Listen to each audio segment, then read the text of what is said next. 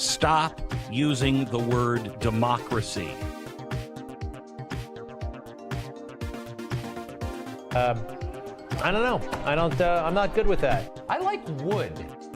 And I don't, I know some of these people, and I think they're quite frankly ridiculous. What? Great to be with you, Dick.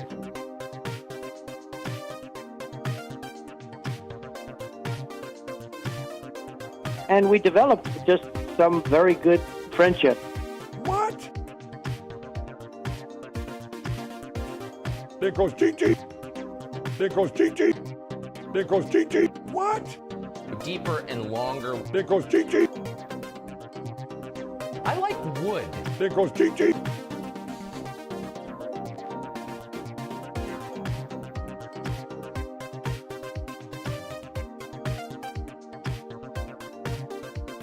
Gigi. Oh yeah, that's normal. I like wood. I don't know. I'm not good with that.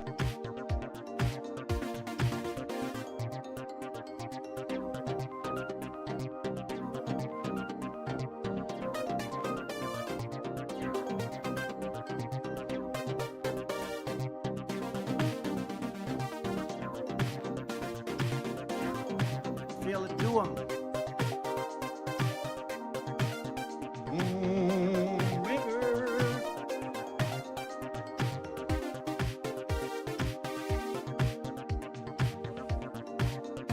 Check. Check one.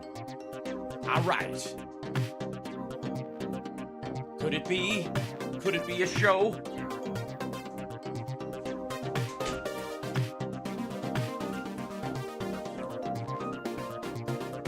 Almost there.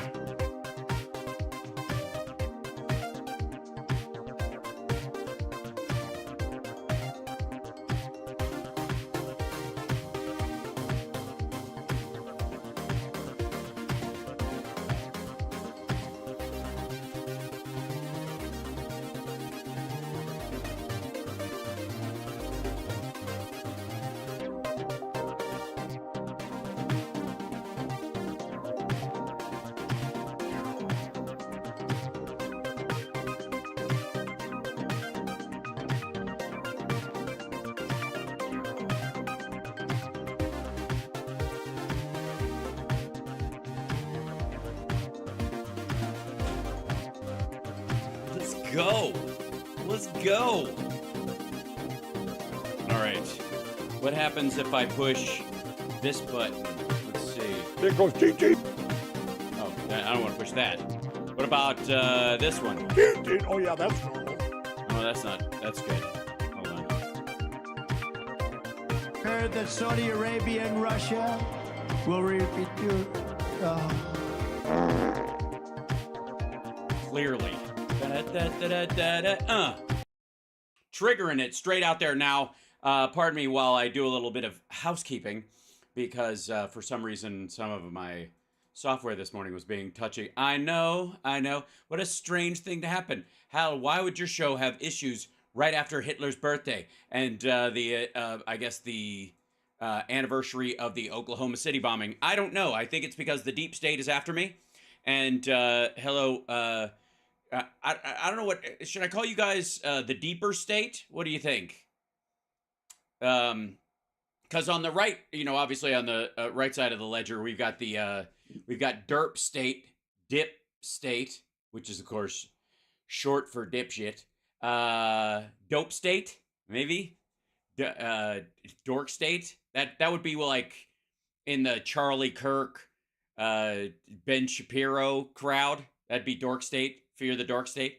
And let's see, I'm copying and pasting a link because that's what I do. Copying it. And Tara Dublin will be joining us for the second hour. We're going to have the Major on in the first hour, but he's otherwise indisposed. He's on a secret mission for obviously the elites and the Democratic Party, who wants to. I think he's down there opening the border today because I don't know. Kamala didn't get the message, and she keeps reopening it, and I don't understand that. It's a very strange thing. Meanwhile, though, I would like to say, let's see, we're going live on Instagram right now. There we go. Hi, Instagram people. Welcome to the show. Good to say hello, Instagram people. There we go. We are the deep state progressives. Yeah, I don't know that applies at all, because I like my people elected. I don't think we have to rely on this illusion of the deep state is one of the things they continually sell about this idea that, like, it's not people we elected, it's unelected bureaucrats that control things behind the scenes. Basically, at some point, bureaucrat became deep state because deep state sounds sexier than pencil pushing bureaucrat. Yes, Marjorie Taylor Greene is a lunatic. I agree. As a matter of fact, shall we dip in for a moment, and I do mean dip into this was her statement about the Ukraine funding that passed. Hi, everybody. This is I guess her little piece today would drive the amendment, the bill for Ukraine. Take each dollar amount in this act is hereby reduced to zero.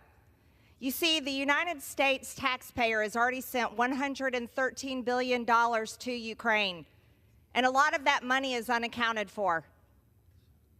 Yeah, it's weird. We don't get a receipt on every bullet when they pry it out of a Russian rapist who's been released conditionally from prison.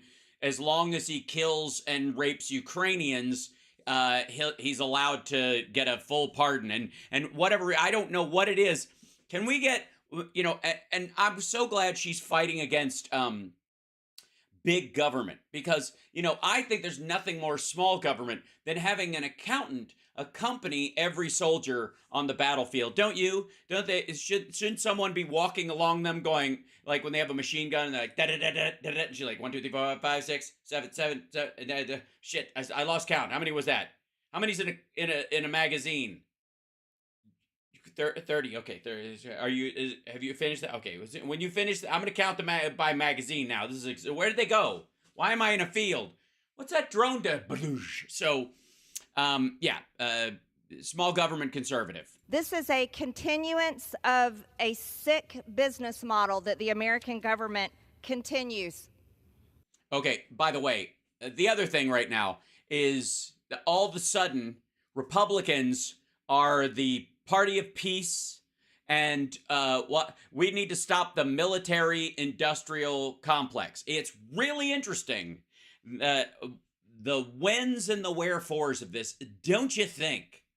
Don't you think it's curious, ladies and gentlemen? Thank you, Nathan, for the super sticker. Bless you for that. By the way, I forgot to mention it. Like, subscribe, patreon.com/Al Sparks. You can Venmo the show and support and other things. I'm a professional streamer. So, isn't it curious how much she has in common with our faux-gressive friends, our fake progressives, if you will, the hashtag faux-gressive crowd, who all of a sudden really give a fuck about a civil war, say Israel and Gaza. It is driving them out, and they are stopping traffic. They are stopping, they're shutting down campuses. They are marching in the streets, screaming about genocide, and not a peep about Sudan. Not anything. Just, and by the way, the death toll in Ukraine, in the, especially in the Donbass and extended region around there that Russia took over, far outweighs the sheer number of deaths in Gaza by every measure. Each human life equally valuable. I think we can agree, depending on their behavior set. I suppose that Russian, that American who's a Texan who went to vlog on behalf of Russians. I don't know if you know about this guy. He was embedded with a Russian group, a troop over there. I think one of these like semi-Chechen special forces, whatever. Anyways, he was an embedded military vlogger on behalf of the Russians. He's an American, was an American. He's dead now. They sexually assaulted and murdered him last week. So with friends like these, there you go. But in the meantime, just like all of a sudden, these kids are shutting down bridges over the Palestinian cause. oddly enough, haven't not a fucking peep about the U.S. And the UN specifically. UN bugged out of Sudan last year. They shut down their whole democracy support endeavor. Now, it was mostly like peacekeepers and not military people. So it's the effect of the UN closing its embassy was effectively what happened there. But they certainly aren't long-term committed. They just kind of fucked off, right? I'm doing great. Thank you. So the UN bugs out of Sudan. The death toll since last May is 3, depending on who you believe, 3 to 6 times what's happened in Gaza, and not a peep. Nobody's shutting down a fucking. Why are we not paying attention to Gaza? What? No one is shutting that down. When I talk about it, I feel like a lone voice.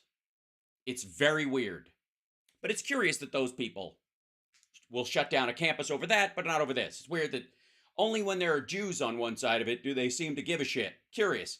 So along with that, this would also be a situation where all of a sudden she is so fucking worried about the military budget, right? It's just running away. What in the hell is going on? Why are we spending all this money on the military? Never mind the fact we have $1 trillion military budget and that $200 billion of it a drop in the fucking bucket, especially since it is effectively handing over old gear and replacing it for our military with new gear. It's one of those ways of rotating it through, right? That's clearly what's happening. And helping her district, by the way, so this is also bullshit. But it's really interesting that all of a sudden she's apoplectic that Ukraine might get the support it needs to fight back against Russia.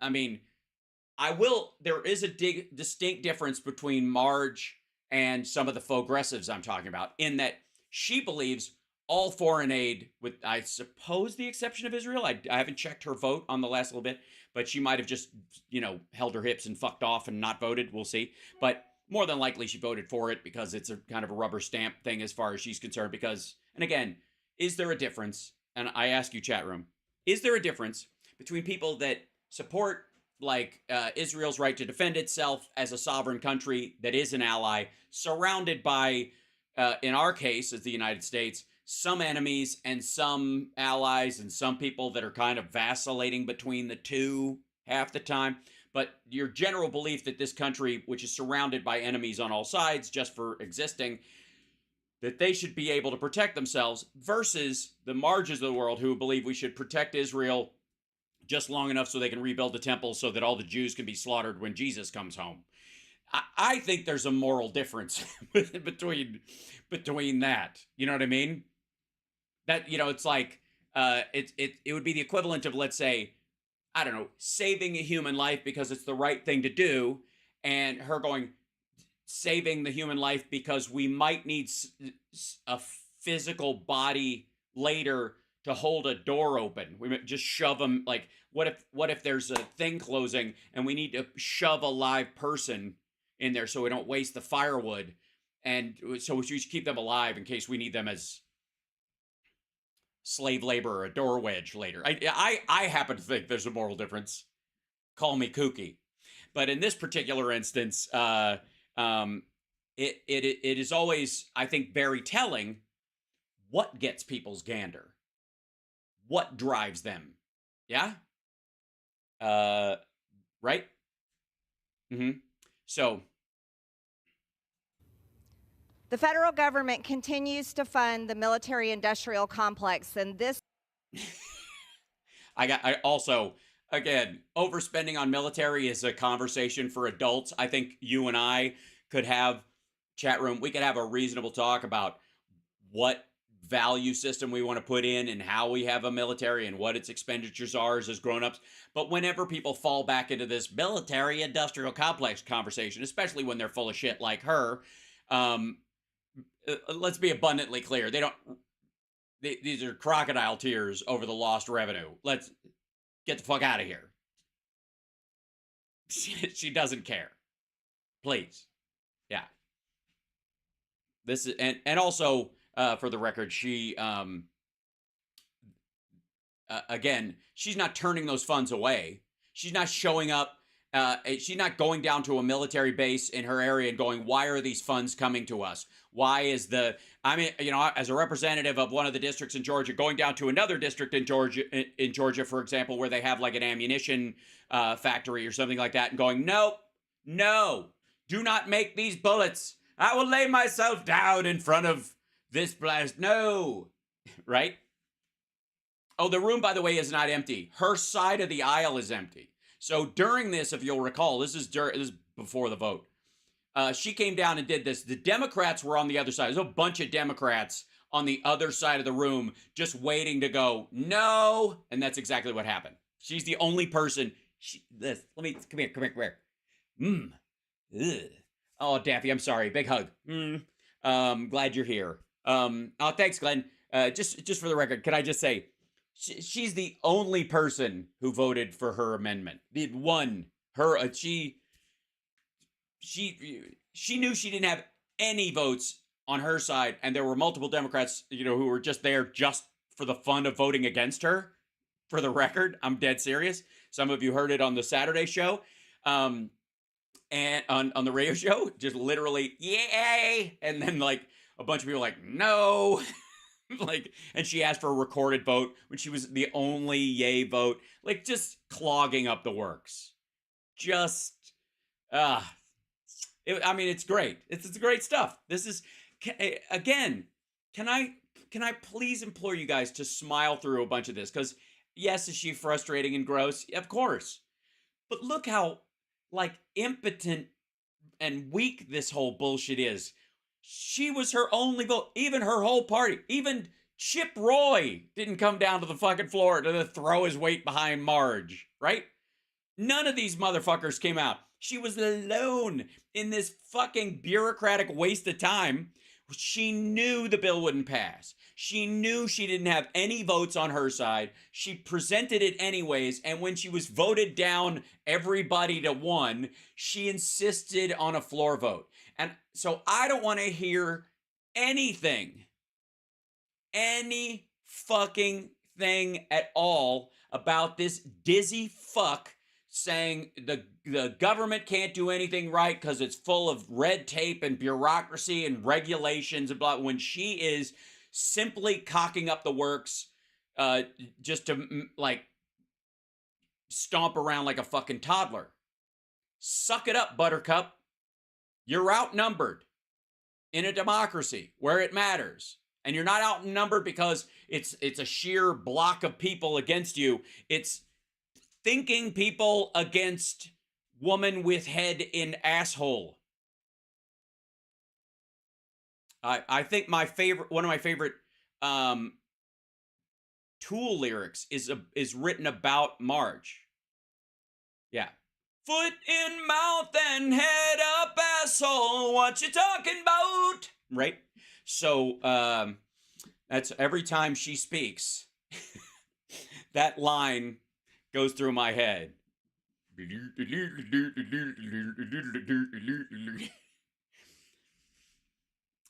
Yeah. Difficult to dance round this one till you pull it out. That's such a nice line, isn't it? Yeah.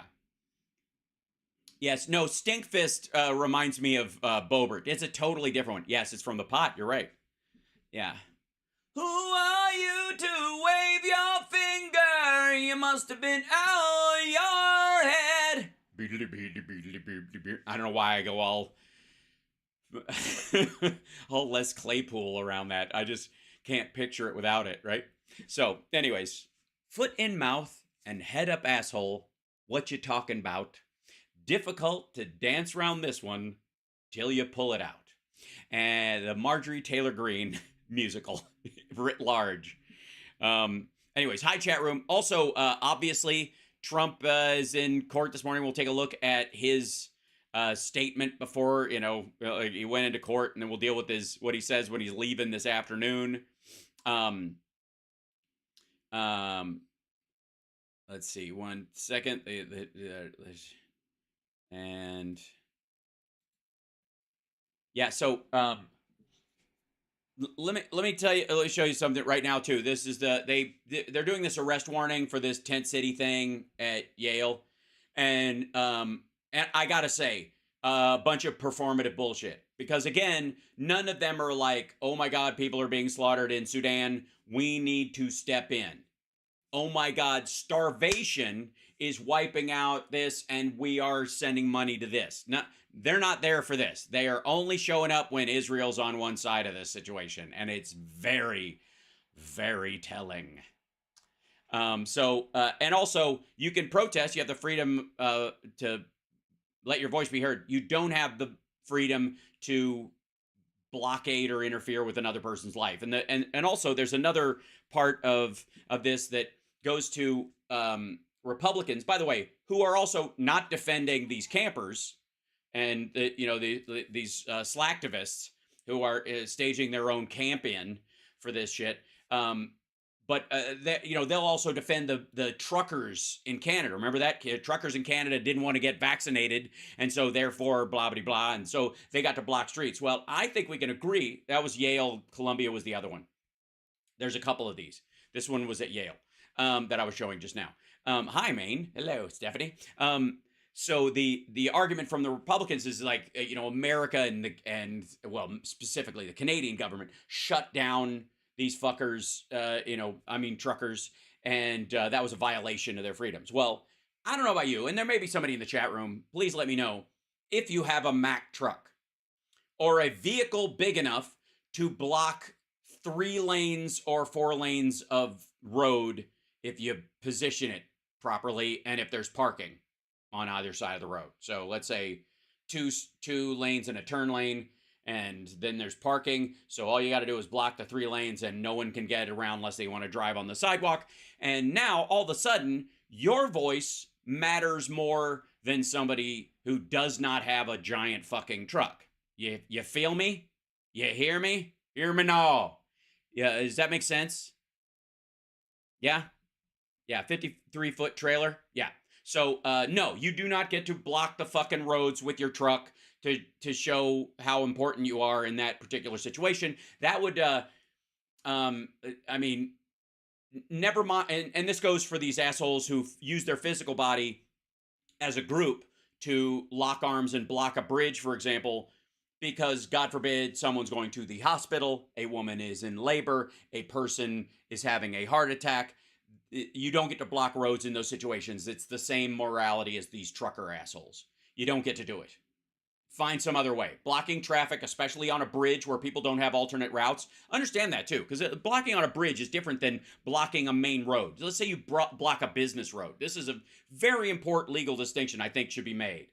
That let's say it's Chicago and you're blocking Michigan Avenue because Michigan Avenue is the site of a lot of money and blah, blah, blah. So you block Michigan Avenue to protest, right? This is a meaningful protest, and it's about something you really fucking care about. Okay, fine. In that situation, people who need to go to the hospital, or ambulances that need to get to somebody, or people who, in the middle of the traffic, start having, they think it's anxiety at first, or a panic attack, turns out to be a heart attack, have options to get the fuck out of there. They can turn down a side street. They can go some other way. They can go back the way they came. They can turn around. They have some other option than that one particular road. But when you block a bridge, there is no other route out for those people. So I would say that blocking a bridge in any of these situations is morally reprehensible, unsafe, and done with a willful disregard for human life. It's your ego over someone else's actual life, because you could cost them their life in that situation on a bridge. On a road, make your case. Block a street, right? And then do your time. The minute they come for you, don't fight back. It's civil disobedience. That's the fucking point. Right? The police show up, turn yourself over. Be arrested. Because if you fight back or fuck off or try to harm the cars you're attached to, which is private property, and these are working people, right? There's not some like golden lane for fucking rich people. Everybody on this bridge is working for a fucking living. Half of them in a place like San Francisco, are working a job they desperately need because it's very expensive to live there. They live outside the fucking city so they can afford it. And if they're coming across that bridge, more than likely, we're not talking about golden Teslas in that crowd. You can see a bunch of fucking VW vans and like regular humping people. Yeah. And so that's the difference. And that's why I found that morally reprehensible. And along with the idea that they didn't block it because of anything else. Buick Regals. That's right. There was an outsized number. Yeah. It also makes people hate the cause. It's the same as these assholes who throw paint on priceless works of art because they think they're going to change people's minds when they have not. They do more damage. There's a myriad. And we've talked about this, the kind of like smoke 'em if you got 'em reflex that Greta Thunberg has triggered across so many countries. That the way she communicates it, now she's an adult and it's a different conversation, but the fact that adults were bringing this girl out and having her be the spokesperson and panicking the fuck out of this girl about like the immediate demise of her world was making people not go, oh my God, we have to take it seriously because this poor girl. It was making people genuinely, it was making people, hold on, I'll reference that in just 1 second. It was making people say, well, I guess we're fucked then. Smoke them if you got them. Yeah.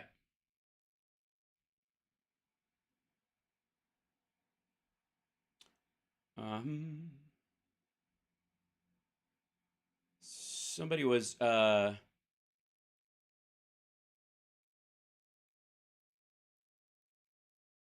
declined medical care for the emergency vehicles that raced to the scene for me so they could help others. Well, good for you, Tammy.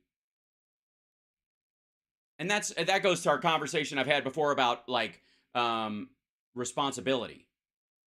Protesting something the U.S. government can change is different than protesting a foreign problem. That's true as well. Yeah. Fuck off how Gaza and Israel is a civil war, kind of like Germans liquidating the Warsaw Ghetto. What? I didn't call it a civil war. I mean, I don't consider Russia-Ukraine a civil war. I'm not. And by the way, the RSF versus the Sudanese military is not a civil war. It is two generals fighting over the territory. It's effectively a coup and counter coup that's constantly working. But in the process of that, they are murdering Darfurians, Dave. Does that make sense? I'm not saying one's a civil war and therefore it deserves attention and the other is not. That's not what I'm talking about at all. We're fucked, though, thanks to the world economy. No, we're not. I mean, Stephen, I don't know where you live. If you live in the United States or Canada, no, you're not. Is Pecker on Today Court? Yes, he is. Trump has Pecker problems this morning, and we will get to that. But also, so the Supreme Court was hearing two arguments today. I just want to... Sorry. How when you're arguing against direct action, protest, and civil disobedience from people willing to be arrested, you're arguing against the entire civil rights movement. No, I'm arguing for them being willing to be arrested and direct action. I'm saying, though, Tammy, that there are versions of direct action. Hold on, let me see if I can put it. There are versions of direct action that are moral, and then there are versions of direct action that are not. For example, people protesting across the street from an abortion clinic is within their rights. I have a problem with them, but I don't have a problem with them exercising that right. Them blocking the path or standing in front of the doctor as he tries to enter the building, that's immoral and that's against the law, right? Do we agree on that? As a standard, that there is a difference between that kind of thing. Or let's say going into congressional halls and sitting down and having them carry you out versus going into the lobby of a medical clinic that is treating women, by the way, the majority of which aren't there for an abortion. A lot of them are there because they are low income and need, prenatal care or even postnatal care. Or, there's a myriad of other things that Planned Parenthood does beyond abortion. It is, but these people would come in, block the health of a bunch of mothers who've just had pregnancies that they've carried to term that supposedly people support, blocking those women getting care. That's immoral. That does not further the cause. That's not civil disobedience. That is incivil disobedience, and that is a violation of sort of the ethics of civil disobedience, I think. Yeah, you cross the rights threshold when you block somebody like that. That's why I said, if you're blocking a street, arguably somebody can say, hey, this street is blocked by protesters. They're getting their word across, but people who are in dire straits or have to get to work for a fucking living, and I don't know anybody who doesn't personally, those folks aren't having to worry about, they've got alternate routes. So that you draw attention to your cause without endangering lives. Is that too much to ask? Is that a bridge too far for anyone? That your direct action and your civil disobedience not endanger someone's life?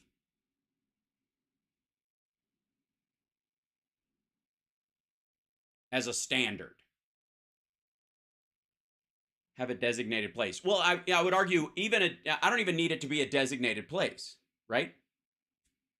I think you can do civil disobedience to be a nuisance and draw attention in places, that temporarily. But like if you're in a courthouse lobby, for example, if you went to any courthouse like Trump's or whatever, wherever he is today, and you went into the main lobby area, and a bunch of you just sat down to make a point.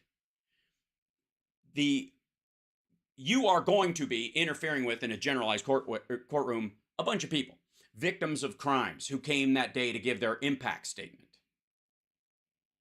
Right? You are going to be, limiting. You might provide, in some cases, an opportunity for a lawyer to argue for a mistrial for somebody who's genuinely guilty of something awful. You take that on. That's part of what you do when you do something like that.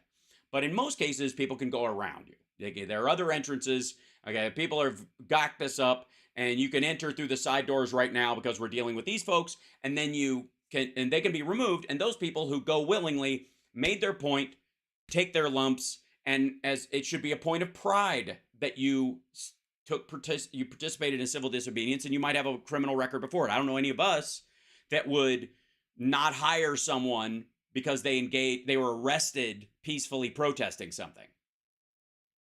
You know what I mean? Like that kind of a record. As a matter of fact, it might be reason why you get hired in in a public defender's office or in an organization that wants that. Do you understand? Yeah. Tammy, I appreciate that. I believe that, and I think that's the right thing to do. She says, Hal, I want you to know we considered all of that, chose an overpass in downtown Austin that had many alternate routes, and we did not sit down until those routes were open. I think that's great, and that's exactly how you do it. And you draw attention to it just as well as these other people did, but you don't turn people away from your cause and endanger other lives in the process. That is, I would think in civil disobedience, I would think there should be, for most people, what I would consider sort of a Hippocratic oath for civil disobedience. Does that make sense? And there's a big difference between what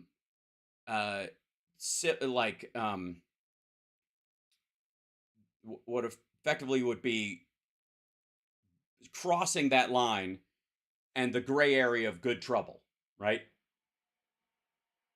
Good trouble is the kind of sit-ins where you get arrested, but you take up arms against no one and you endanger no one's life in the process of expressing what you're doing. And Boston Brian's with us. What's up, Boston Brian? How are you? Good afternoon, good day, and good evening, and how are you? And I hope people checked out Boston Brian's stream yesterday. I mentioned it on the radio. I hope you heard it. But at the very least, we hope people are getting in there with him, and it's just a lovely thing. 15 minutes till Tara Dublin joins us. And we did There Goes My Hero at the Supergroups show for the UGN last week, and I shared, I don't know how many people saw, but I shared the video of me singing Hero by Foo Fighters. I hope you enjoyed it. That was good. Yeah, don't impede rescue workers no matter what. Exactly, Boston Brian. And you cannot block a bridge and guarantee you won't. There you go. So, meanwhile, I think we don't have video of Trump in court, but we do have audio. There it is. Yeah. I think they're in recess. Yeah, they're just reading. I think they're reading over documents right now. Yeah, they're almost done. I can tell they're almost done. They recessed until tomorrow because one of the alternate jurors, I believe, has a dental appointment that cannot be switched around. It's got one of these like deeply problematic tooth issues. Is that the thing? Let's see, one second. And the question is, and I'll introduce you to this guy right here, ladies and gentlemen. Get out of here, go away. Yeah, there we go. Sorry, I should have warned everybody. Two Peckers in one, but just to be this is David Pecker, and this is just a dick. And in this particular instance, hold on one second. I think. Where's Dick? Hi, Dick. Do we like Dick? Yes. What? Okay. Because we live in the universe's silliest simulation, this guy's name is David Pecker, and he used to run the National Enquirer. To what extent?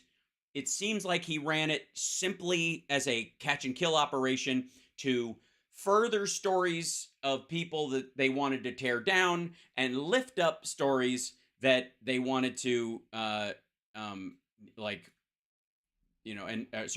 lift up stories against people they don't like in particular, or they're trying to get leverage on, and scuttle stories for friends. Okay, thank you, Andrea. So Bob Seska's going to do next Monday with us. Awesome. That'd be great. Maybe the Major can do Friday, and we'll switch it around. I can't do an afternoon show Friday, just the morning show, because I'm traveling for Philly. And that was the sexy liberal flight they could get me. So, anyways, thank you, Andrea. So this is, this is Trump's favorite Pecker. It's more reliable than his Pecker. So this guy, David Pecker, would catch and kill stories for Trump as a favor sometimes, it seems, which is fine when you're a rich, New York prick, I guess. But in this particular case, he was running for office, and that's where it gets to be a contribution in kind and that kind of stuff. So that's where it gets, yeah. Was the National Enquirer ever credible? John G., I will say it really isn't about the credibility of it. It's about its credibility with a certain swath of voters, or what I would call where there's smoke, there's fire effect, both in I guess in the financial world especially, and in politics. In those two particular areas, you can make or break someone's career. I mean, to some degree, showbiz as well. That and less so, by the way, because I was in the National Enquirer once. They did a story on freak celebrities. Thank you very much. And they did a story about how long my tongue was. I'm not kidding.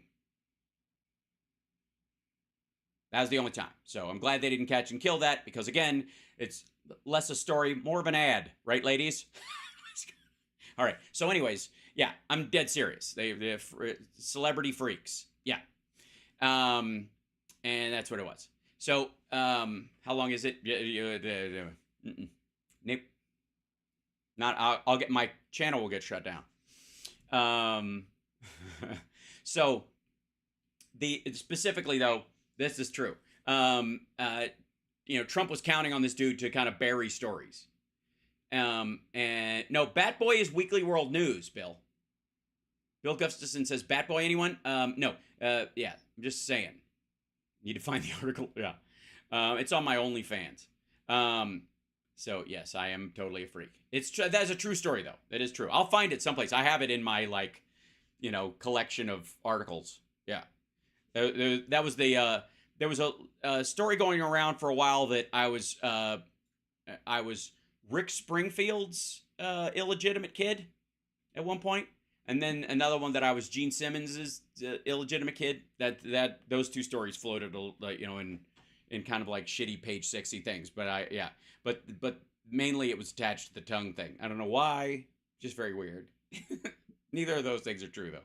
So we have photos. It's true, Cosmic Rose. There are lots of photos of me and my tongue out there. So. Anyways, so today he was scheduled to be in there. We will in all these. Hold on, open the chat room. They will be, I suppose. I mean, I'll take a look at the like Maggie Haberman's live blog.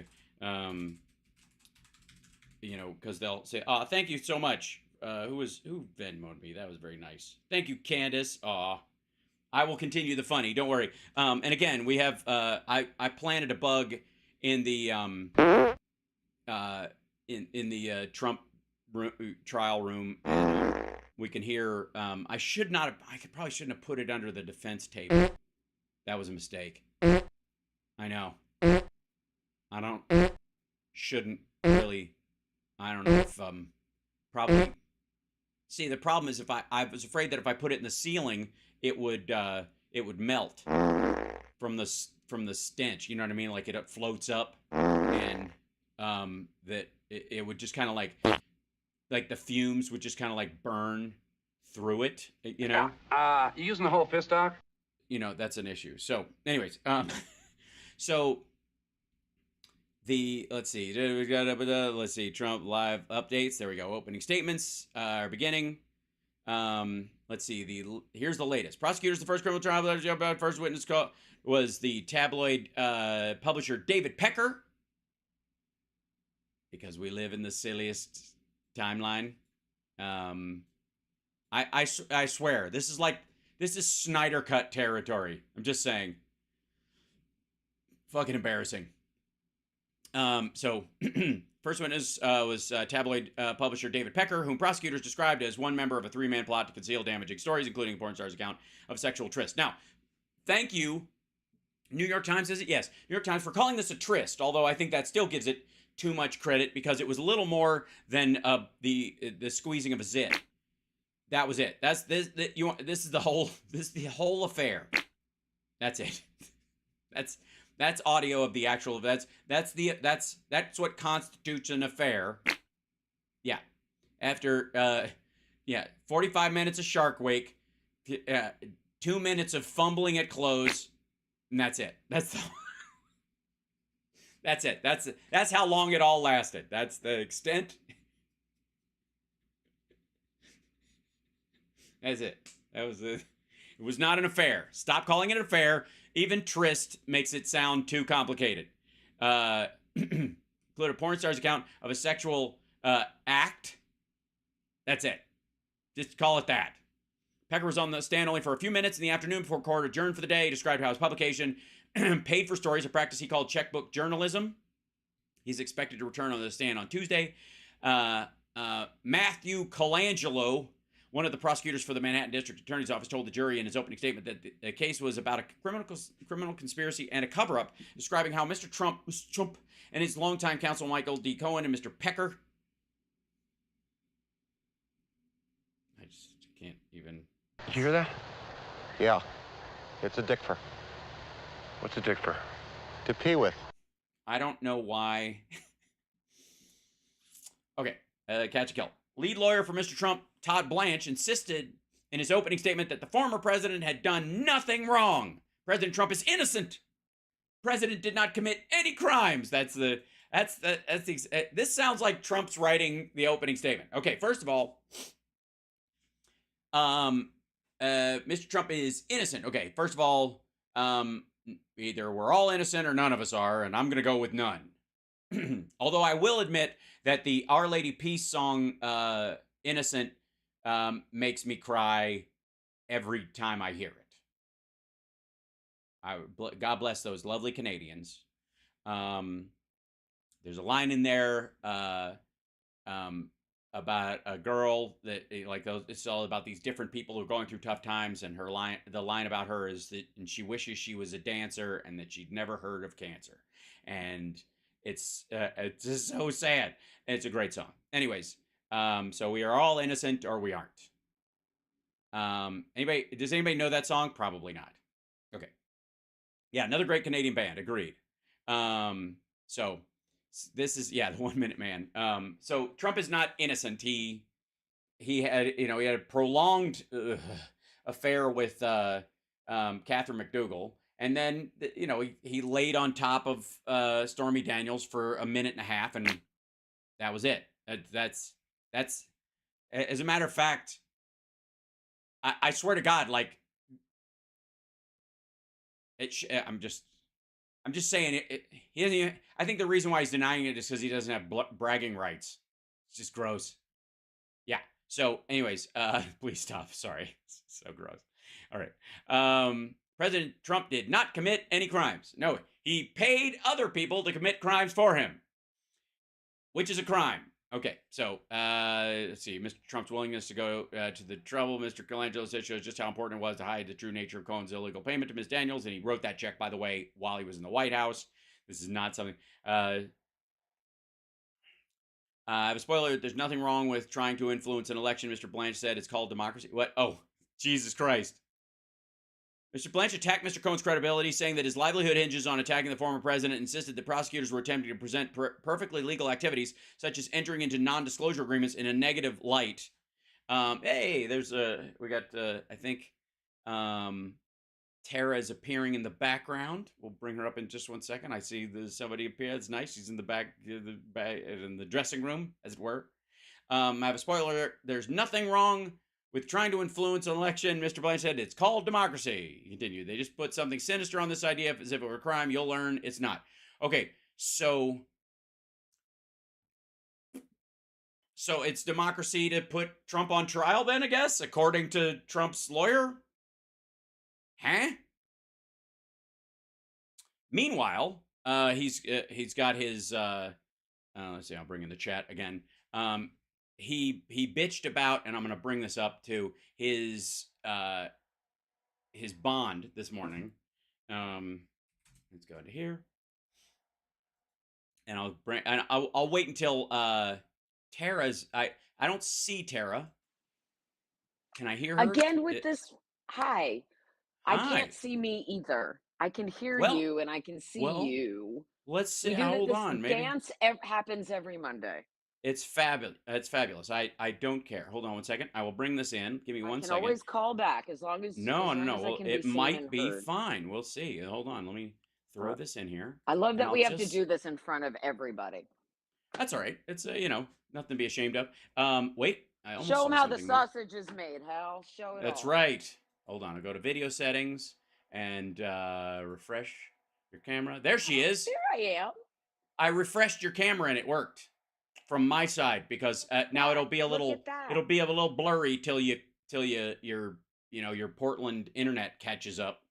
But I'm sorry about that. Ladies and gentlemen, Carrie Lake. I'm kidding. Like, we can't see anybody.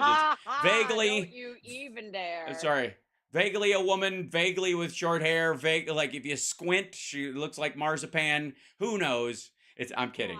It's not. Is it my fault? Is it really, no. It's Portland's fault. Mm-hmm. Okay. It's okay. All fear right. not. That's Eventually okay. And you're here, and that's the important thing. Pixelate. I don't mind at all. Hold on 1 second. And I think what I'll do. The kids in the chat might mind if they can't see me properly. I don't know. They can see maybe properly. It'll take a can. moment for it to catch up. The other thing too is I think the frame of your cameras, because it's your front facing camera, so you're looking at the screen of your phone. Yeah, so that would be the part of the thing. That's okay. That's all right. The frame rate is very high. That's lovely.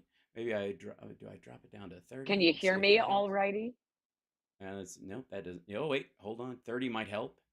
Dropping your frame rate a little. I mean, I'm messing around. I'm doing all kinds of crazy stuff. It's starting to get a little better. I'm trying. So, hi, Tara. First of all, welcome. If there's anything I can do on my end, you tell me. Hi.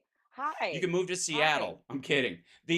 So, I mean, if you want to finance a move, I will start getting estimates. I get it.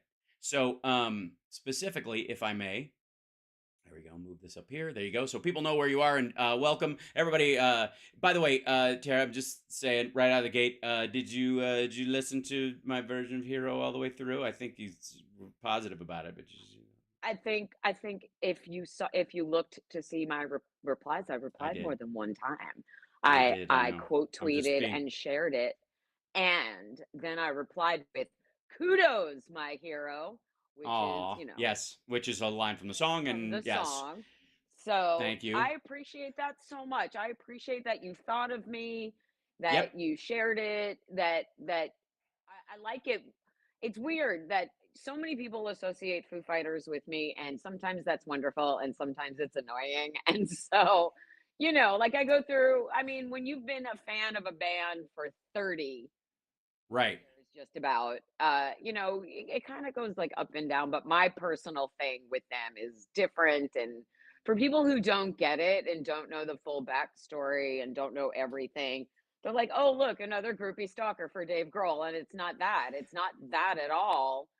But I always appreciate it. Like that I totally and completely appreciated. And because it's from the best of places with love. And that's why it was great. I want to know more about what it is that you were doing. It's like you all get together and you sing songs without rehearsing first. Yeah, it's the ultimate jam night. That's awesome. Yeah, and so we everybody gets their songs like 2 days ahead of time, and like you know, they'll get assigned to it or whatever, so they can learn the part if they don't know it already. And then no one gets to rehearse. Everybody just steps up and plays it on the downbeat. And yeah, and in the case of like yeah, it takes a lot of work. It's super like that's the people that are involved are so fucking talented. It's just lovely. But on top of that, you know, each of these songs, like sometimes, you know, we'll do like Humble Pie's I Don't Need No Doctor, and we did the like the Wasp arrangement of it, which is shorter because the Humble Pie one's like 10 minutes long. So we did the 3.5 minute long. That's fine. And it's pretty straight ahead, you know. But sometimes we do Limelight and a Dream Theater song. And so, you know, people will, yeah. So it's really, you know, it's a lot of like prep and sweat. Sorry. There. No, it's good. Real good. I was also made in 1969 as well. Earlier in the year than obviously I was born, but I think you were well, it's another conversation. Cooked in it. So I'm wearing this today because it's birthday week. Yeah. Look at that. Woo! she play Tom Sawyer. I slapping the bass up here. I'm slapping the bass. A Monday warrior lasers. Yeah. Every time I see lasers like that, I think of Tom Sawyer because the original MTV video. Oh yeah. That's how it starts with the smoke and the lasers. Gen X just had the best of everything, didn't we? Yeah, but anyway, really my did. birthday is Friday. My birthday is coming up on Friday. So Taurus season, y'all. And guess what I want for my birthday, Hal? I want this to go viral. I want everyone to buy my book. If you have not bought my book yet, please buy my book. Please buy it. Please buy it. My birthday month should be my best sales month yet, don't you think? Mm-hmm. And we're kind of lagging in sales this month. I don't know why. But let's step it up, friends. Everybody in the chat, this would mean so much to me because they say that TikTok is going away because of Congress. So I'd like to be the last person who goes viral on TikTok for a book. It's my birthday. I'm going to be 55. Dublin is putting up the double nickels. Let's go. Let's make it happen. If you've already bought the book, thank you. If you haven't, it makes a lovely gift. And guess what happened last week, my friend? My book is now in Powell's, the world's greatest bookstore. Yes, I'm very excited. Yeah. It is. It's there. It's there right now. I went to visit it, and I'm going to go back and visit it as often as I can. And it's also available. You can order it at your local independent bookstore can order it. Your local library can order it. So please do that. But also just share. Go to my Twitter and share my pinned. My pinned tweet will always be about my book. So, and this means so much to me. And I just got a whole bunch of great new reviews, and they say I'm a masterful storyteller, and they say all kinds of nice things. And it would just be really great to get somebody to finally sign me to the publishing deal and option of my dreams. And what would be a better birthday gift than that? I don't know. So if you like the idea of you and Almost Famous and Rockstar and Daisy Jones, you will love this. Also, if you're a fan of Foo Fighters, see, we're circling back. Foo Fighters. That's okay. Yes. I don't think there's a downside to being a fan of Foo Fighters, period, or being associated with them ever.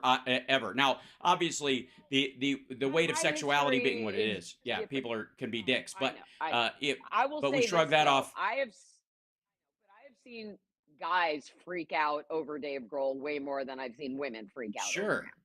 Like in person, I have watched it happen.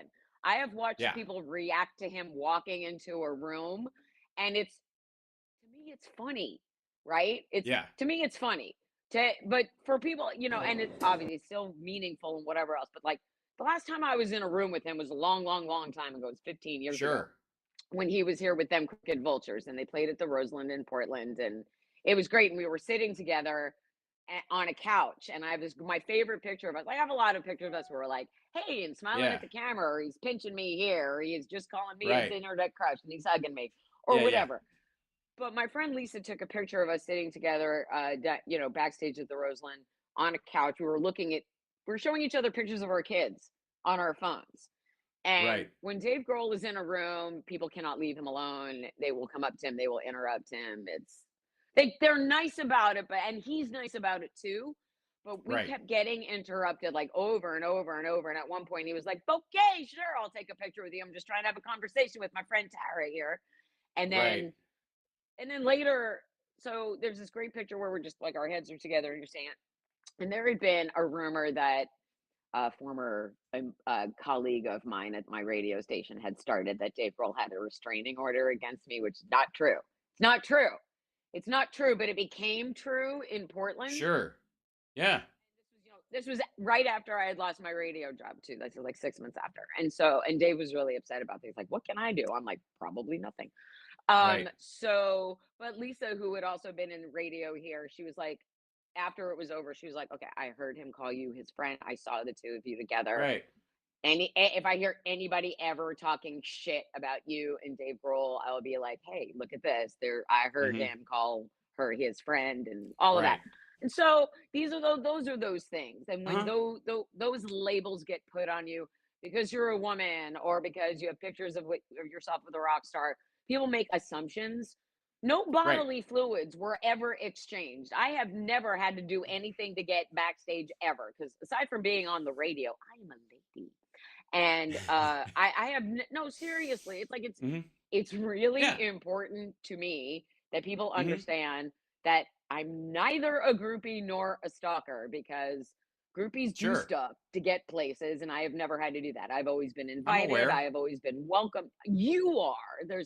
There's an at-large segment of the population who believes otherwise. And you can't fangirl over anything without and Taylor Swift, says that like there's no one worse than someone who makes fun of you or tries to make you feel bad for something that you love. Which is, you saying, don't yuck somebody else's yum. And that's what people do when they see you, expressing joy, and for whatever reason, it makes them feel like shit. And so they want to make you feel like shit about it. I don't know why, or it's jealousy or, whatever it is. But it's the groupie is one thing that's just terrible. But the stalker element, I hate being called a stalker. I don't know where the guy lives. I'm a really bad stalker then. I don't know where he lives. I've never tried to find his house. I don't care where he lives. I didn't know he had a third daughter until she was like 5 years old. So, and I feel when did he find out myself about that? I'm just kidding. I mean, but I'm just saying. And by the way, there are also, and the other thing is, there are things that I know about Dave Grohl that would not paint him in the best light just because of things that he said and the things that whatever. But I would never, ever, ever, ever share them to try to get attention, try to get him to respond to me. It would make me look like a vindictive bitch, which I am not, because I would never try to hurt somebody that I love and respect. And also, I would never do or say I would never accuse you of being vindictive. But there are people at large who do.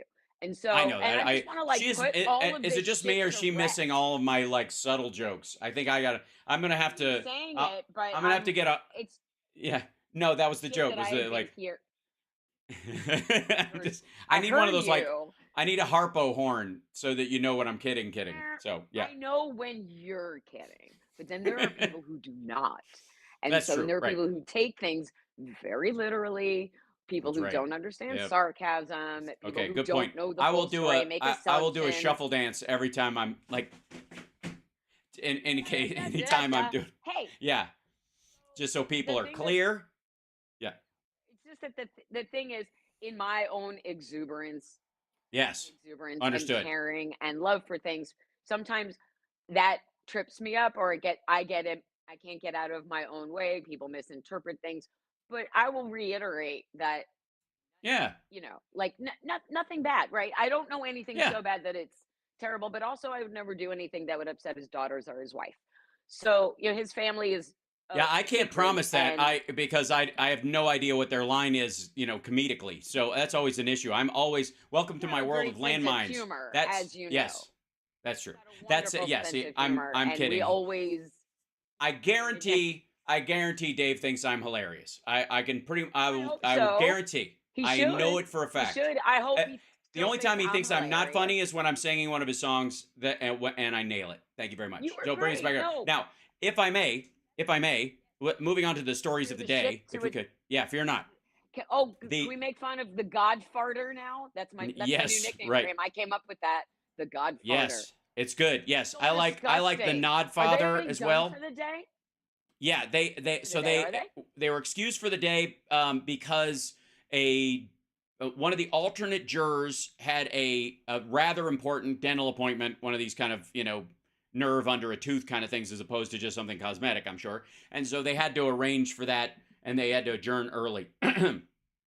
And boy, I'm sure I guess God hates Trump so much he wasn't able to reschedule his scuttled rally in North Carolina again real quick. But this is him walking in. It was raining, so Right. why would he go So- someplace oh, and where I the should rain could probably- melt the ferret Right. on his head? Right. Let me. Sorry. Did he do the accordion, organ grinder bullshit in front of the court again? I don't pay attention to him when he's speaking, so Well, it's I like to hear again. about shit that's happened to him, but I don't watch him live, Right. and I encourage people to do the same. Well, here's the thing. Yeah, watch him when I cover him, because that'll make it a lot easier for you, I think, in general. yeah, But also, it's what I'm here for. But I'm not going to sit down and watch him. No, but I think you can learn. Right. People have I think people have a tendency in some cases to feel like they by watching him they're giving credence to what he's saying or what have you. But I feel like in a lot of cases, especially as he's doing his sundowning, in all seriousness, that paying more attention to where his brain goes, and you can tell because he's always had zero filter in terms of somebody just whispered something in his fucking ear right before he walks on stage, and he's like, I don't know how many of you know this, but Abraham Lincoln was a Republican. Like, you could tell that there's like this tissue cloth distance between what people tell him and what he repeats in any given moment, right? And now you can see more about like what is haunting him in these situations, and I think that's worth paying attention to, because you can see where he knows he's screwed. I'll show you. And this is, can you hear that okay? Of course, he's known that for a while. I can't. Okay, can you hear? Oh, sorry. No, you won't be able to hear that. Give me 1 second, because I'll put it in another browser so you can hear it.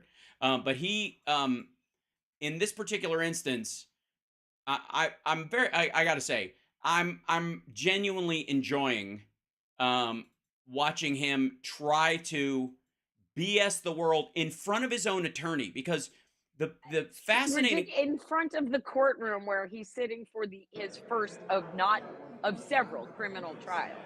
Yes, and this one trying to normalize this is what's abnormal. Right, and this would be the one where here he is. Now you can hear that, right? Yeah. Today? Yeah. Where's Melania, Mr. Trump? So if you can't hear, can you hear that? Okay, were you able to hear somebody yelling, "Where's Melania, Mr. Trump?" And now he goes into the farter petting zoo that he steps into. Apparently, this gives people inside it an excuse to step away from him to avoid the stench, I think is the rule. So gross. Yeah. All right, thank you very much. I just want to say before we begin, these are Also, for the record, real quick, if I may, the guy yelling, "Where's Melania?" Hilarious. But and so Trump thinks they're all there to help and support for some reason, and he says, "Thank you very much" at the beginning. Asshole, they're there to cover you. This isn't a campaign stop. Like, it's, you weren't just introduced. One guy was yelling about the fucking fact that your wife isn't showing up for any of this shit, and the last thing she did was like whatever a couple of days ago when she was doing stuff, a little side project in one of these blue ribbon committees that he shits on all the time, that he put her on. It didn't. I think she show up at something at Mar-a-Lago where Yes. where they all dress like absolute fucking trash all the time. Yes, right. Yeah, like where they're walking around in like Kohl's elegant wear, and like Or $5,000 earrings. Sidewalk sale. Yes. Yeah, Everything is and leopard and pushed up everybody's and too tight. right. Everybody's got leathery short. skin, and their tits look Yes. like boxing gloves in a museum. Right. Okay. Yes.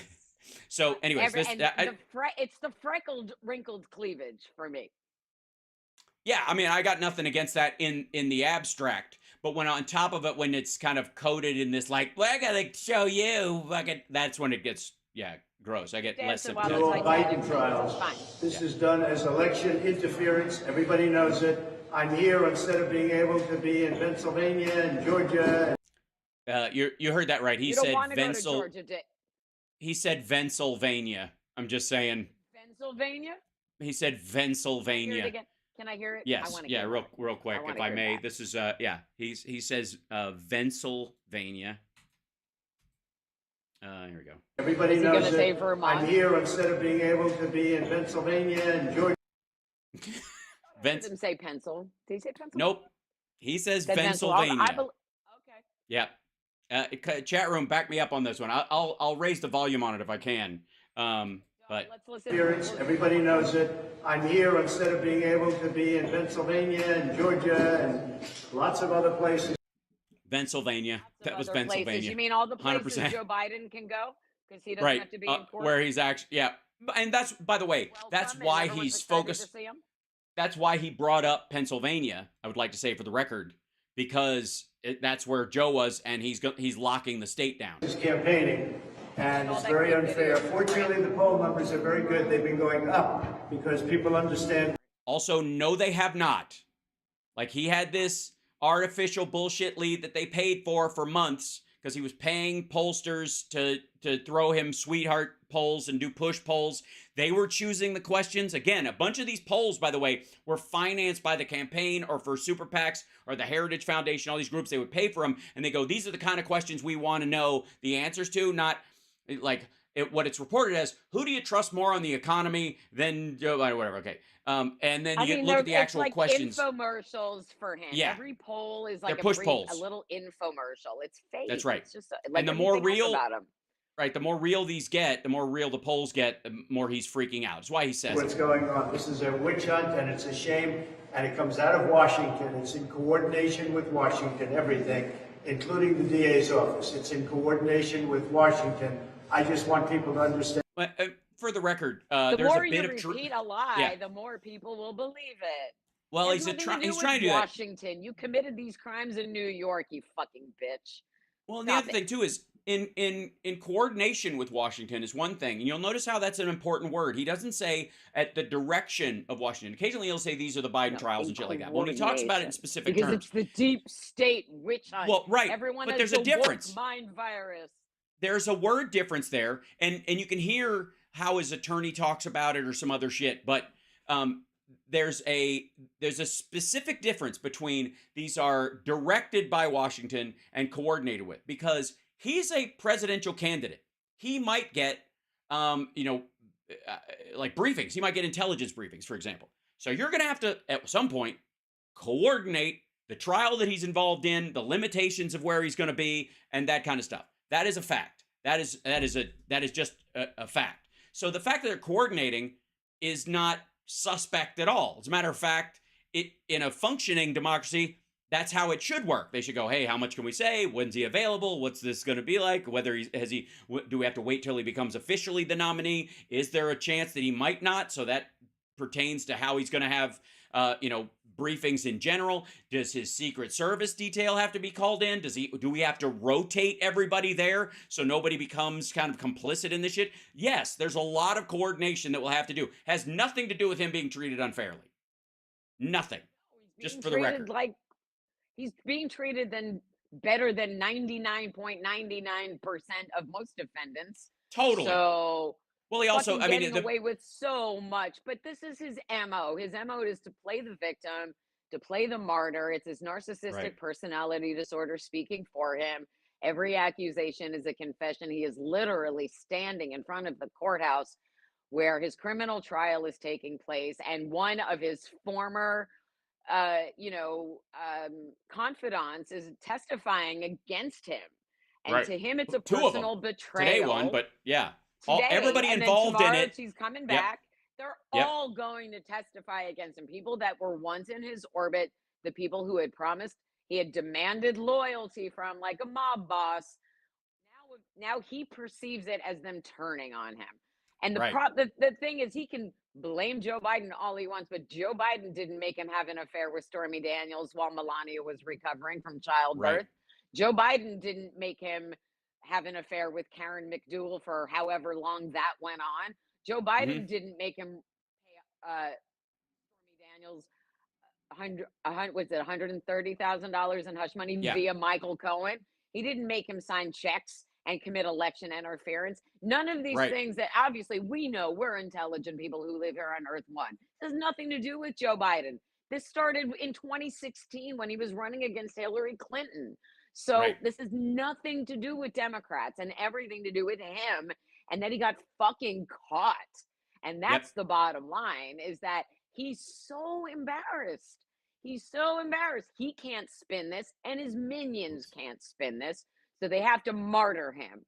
And there has to be, when you say, how can, is he going to even be the nominee? He shouldn't be.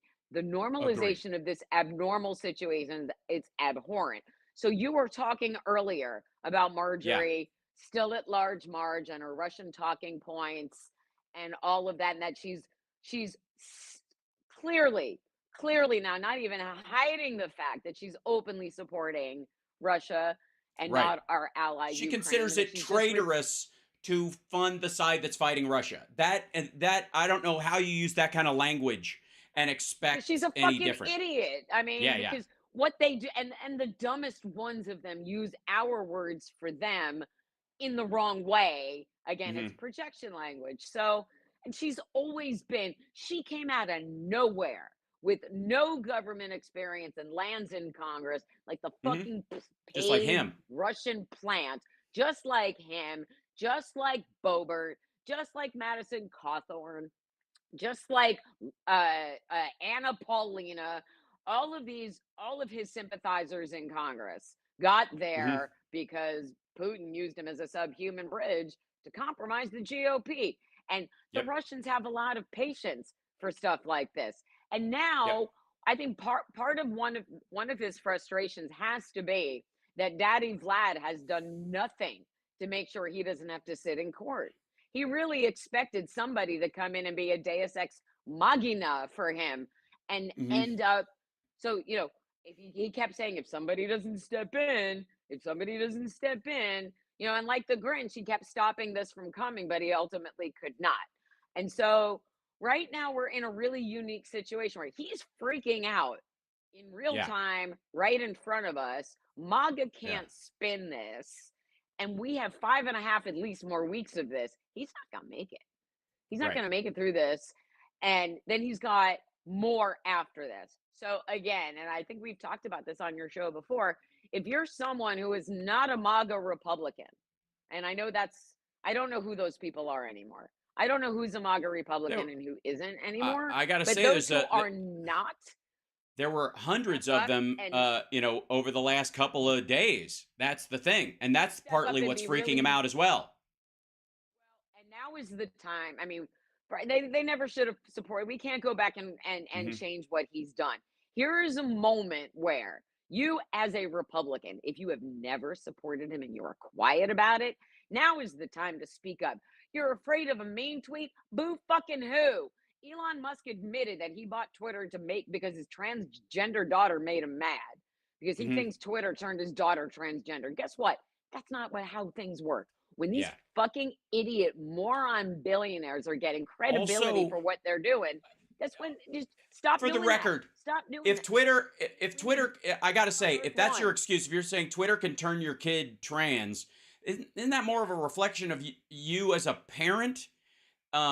Right? Because if you think they aren't and it turned them that way, pay child support. So right. I mean, Elon is an outlier, right? So he's not the example of your average Twitter user. I want Mark Cuban to buy Twitter from Elon and give it back to us. Increasingly is. That's a well, whole hold other, on. So let's that finish.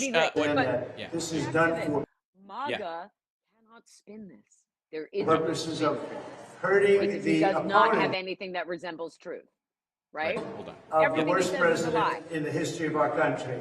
Second of all, we have another trial going on right now. That's Letitia James. She campaigned on the fact that I will get Trump up. By the way, this is crucial because this has nothing. He's in opening arguments on a criminal trial that could result in 4 years in jail, a myriad of fines. Even if it's 2 days in jail, it's freaking him the fuck out.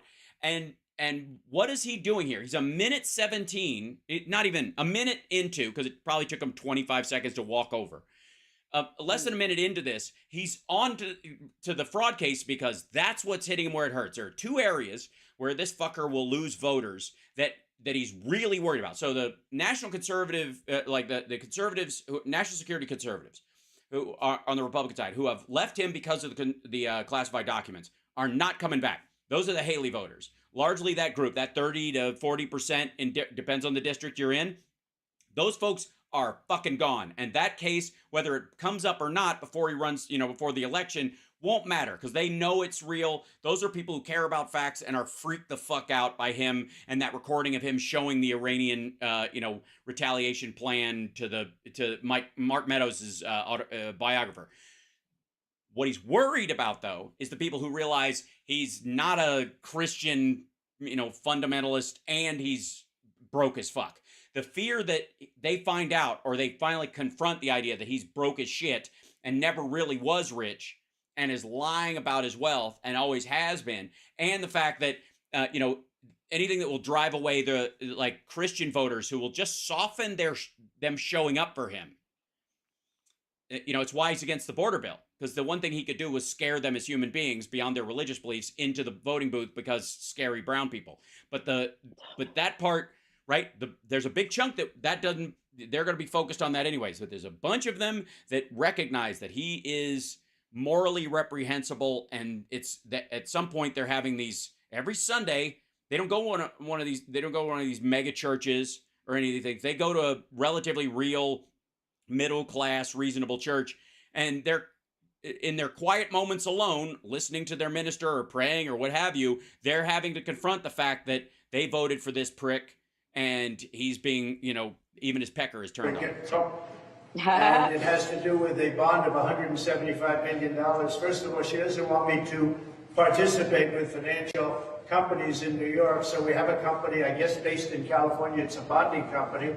And I put up $175 million in cash. But she says the bonding company's not good. She doesn't like the bonding. Because you didn't do it right. No. Also, He did not. Up the paperwork on purpose. There's information missing from the filing. Right. And I believe that they did that deliberately to delay it because they don't have it. Also, what the fuck is he talking about? If you have the cash, why get a bond if you're gonna get it back? And I guess the idea is you can still move the money. You can still move the money. Why are you trying to make sense? Why are you trying to make sense of anything that he says when everything he says is a lie? It's a lie to cover a lie to cover a lie that goes back to the original lie. That clearly not true. Remember what the original lie is. By the way, this would be he's still breathing. He's lying. This would be like news if whatever he's saying, because what he's saying is that this bonding company insisted, I guess, that he put the full amount in their account during the process. He doesn't have it. Which means he wouldn't have access to it anyways. So what they do? Take it and loan it back to him? Right? It's so fucking weird. Yeah, Okay, this so criminal shit works. I'm not a criminal. Company because But what they should do. Here's what I would love for the news to do. Record him doing this, fact check him, and then run it. Like, remember pop-up video on VH1?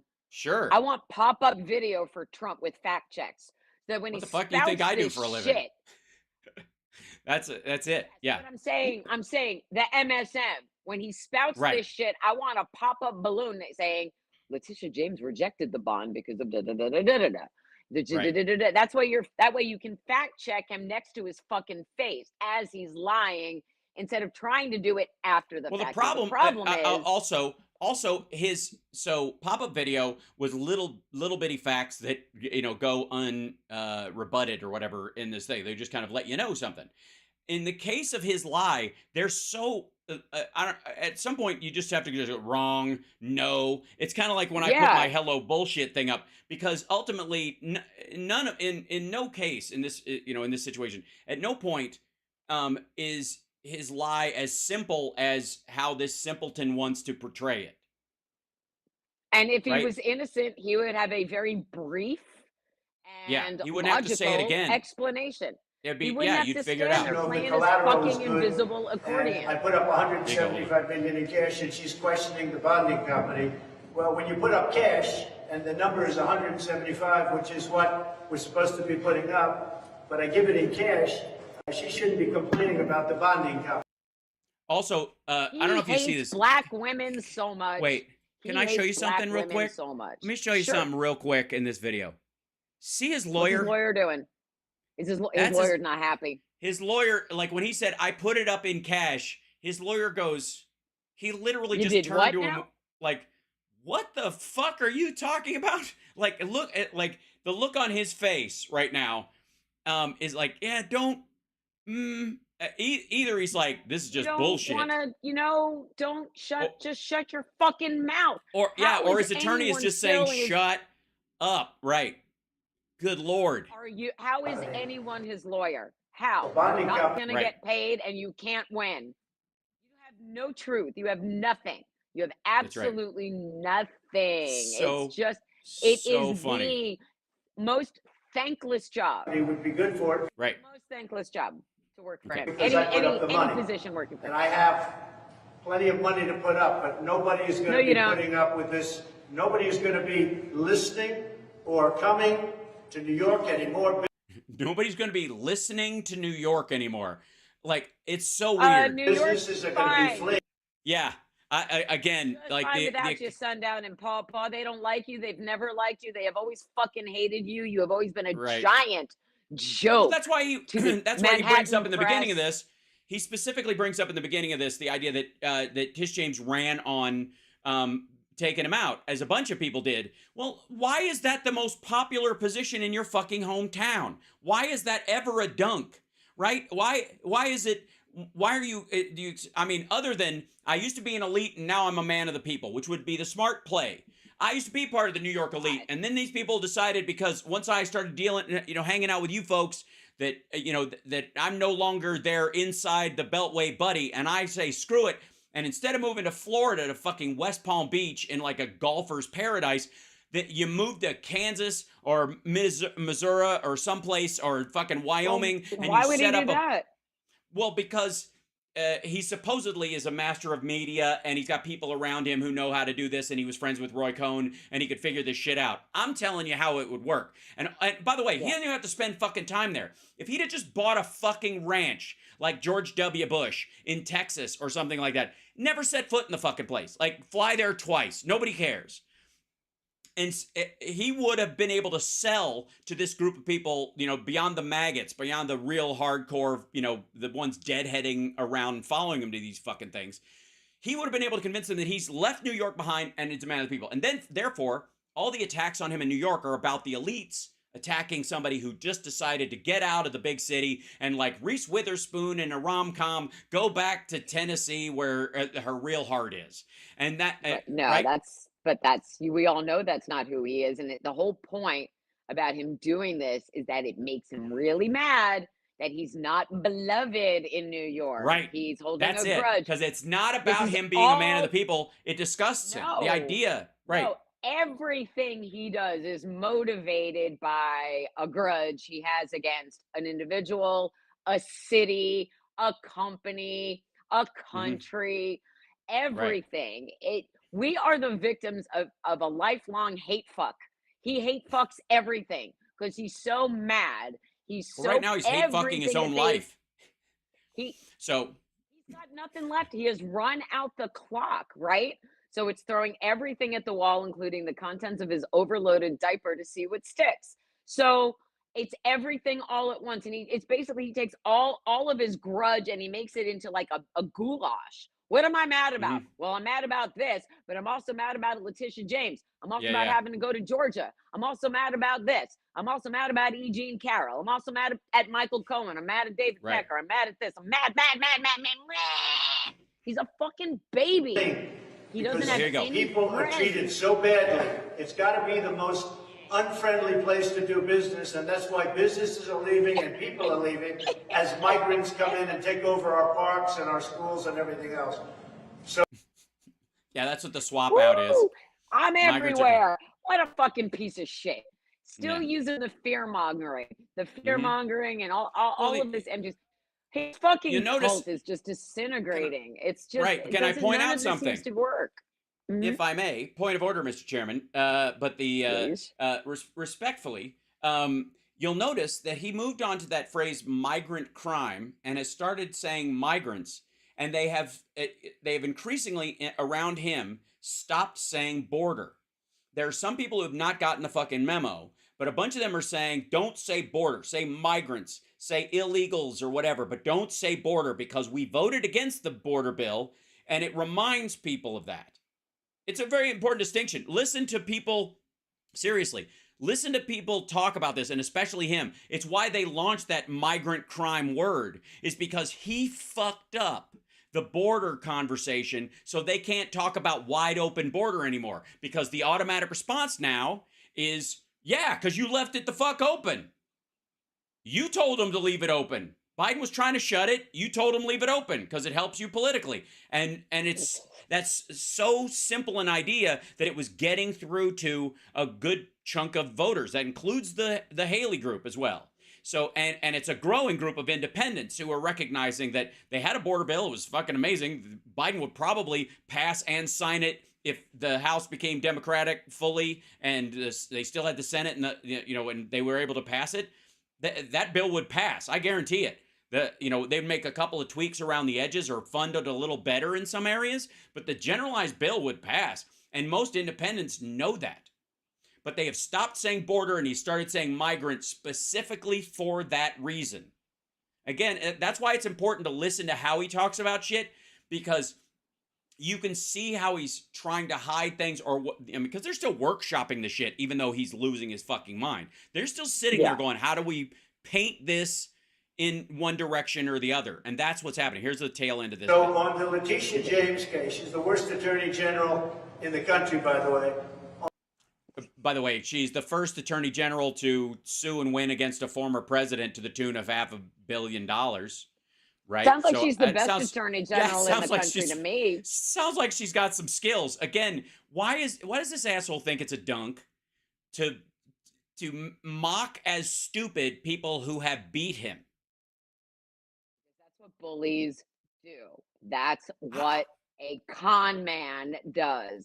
Maybe closer, but when you have people on Fox justifying him misspeaking and sundowning as, well, he does that on purpose. He does that on purpose so that the liberal media won't catch on.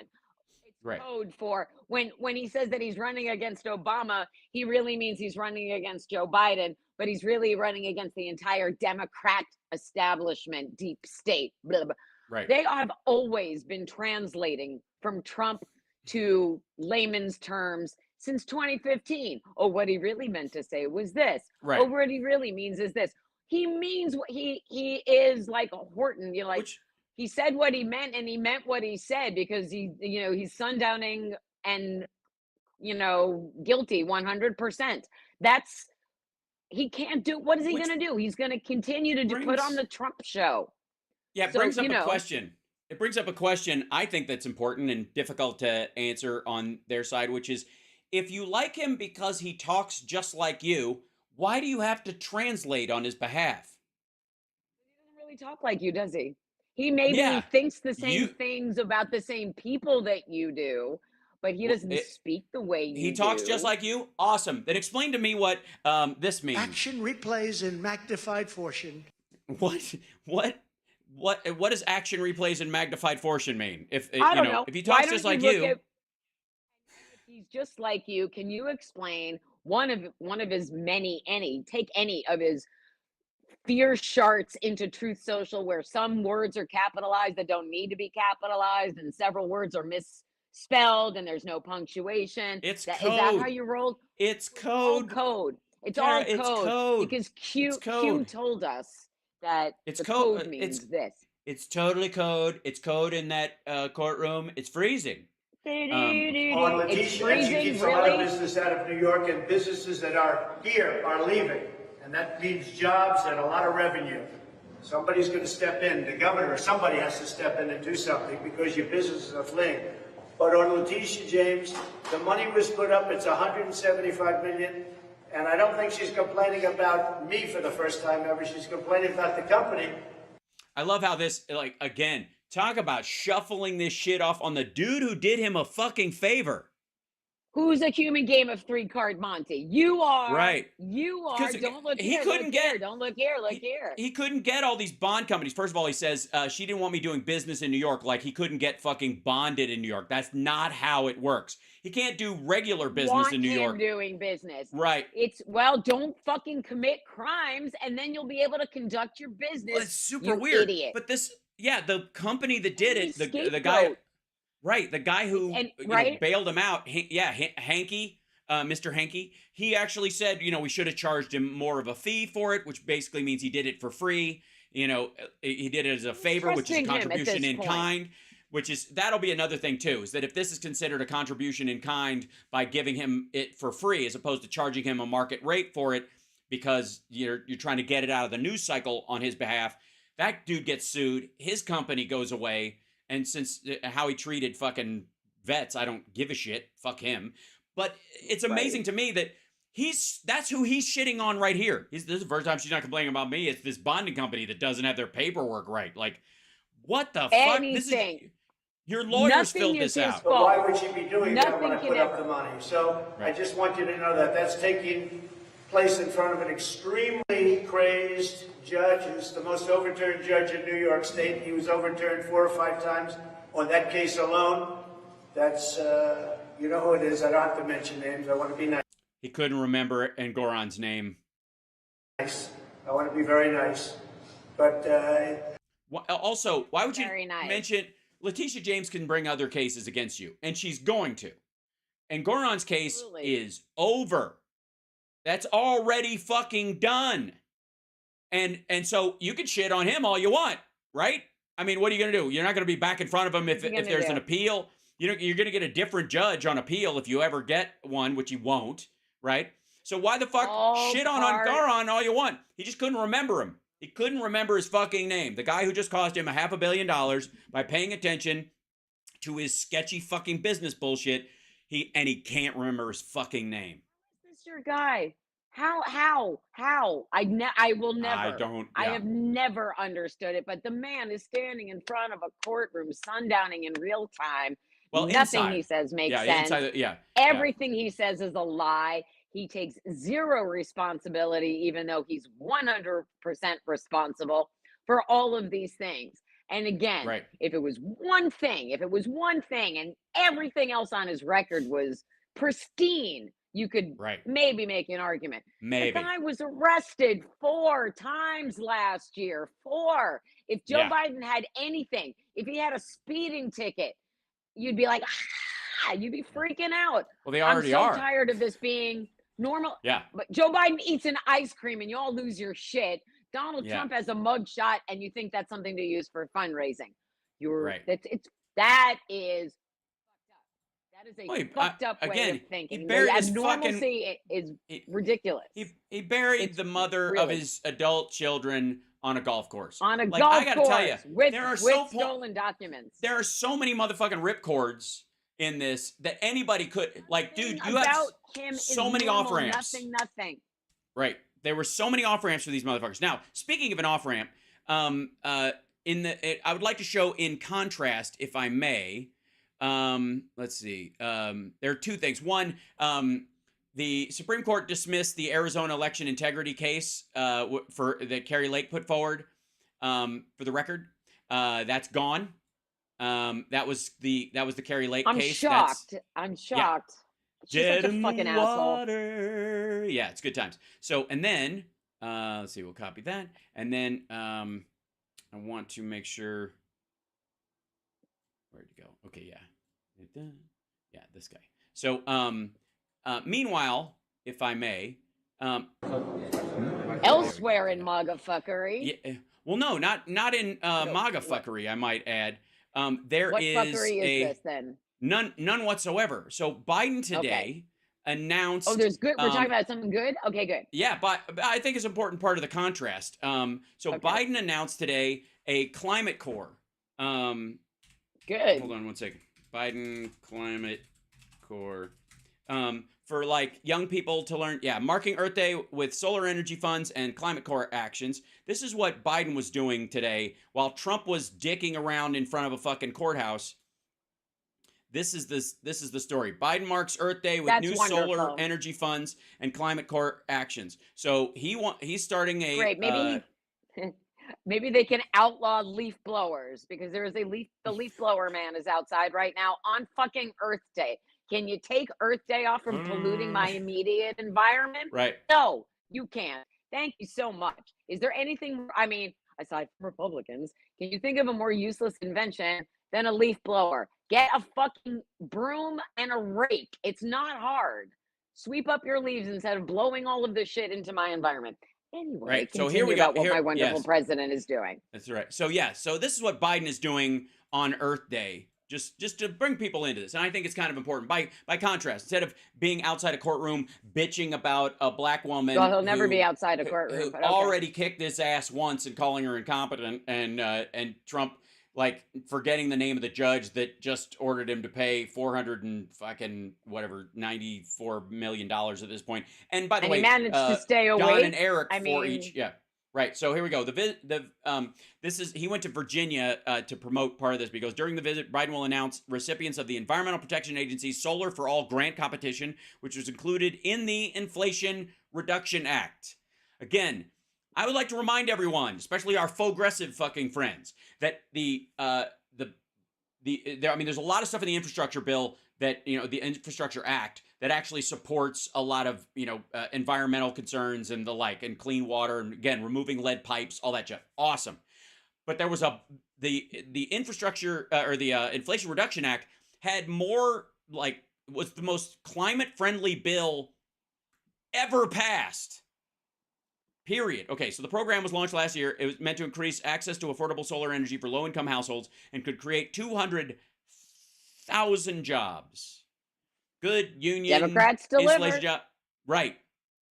He also announced the launch of a website for applications for American Climate Corps, which has attracted interest from young adults. The website will initially feature nearly 2,000 positions located in 36 states in the District of Columbia and Puerto Rico. The Corps, echoing New Deal-era work programs, seeks to move young people into low-carbon energy and climate resilience jobs through a fellowship program. So if you're in a job where you're designing the leaf blowers of the future, that you would get some funding and some support and the technological backing to kind of invent ones that aren't environmentally dangerous. Great. That's great. I'm going to tell my niece about this. My niece, Bianca, just got into the University of Wisconsin and she's studying biology. And we need more young women in STEM now more than ever.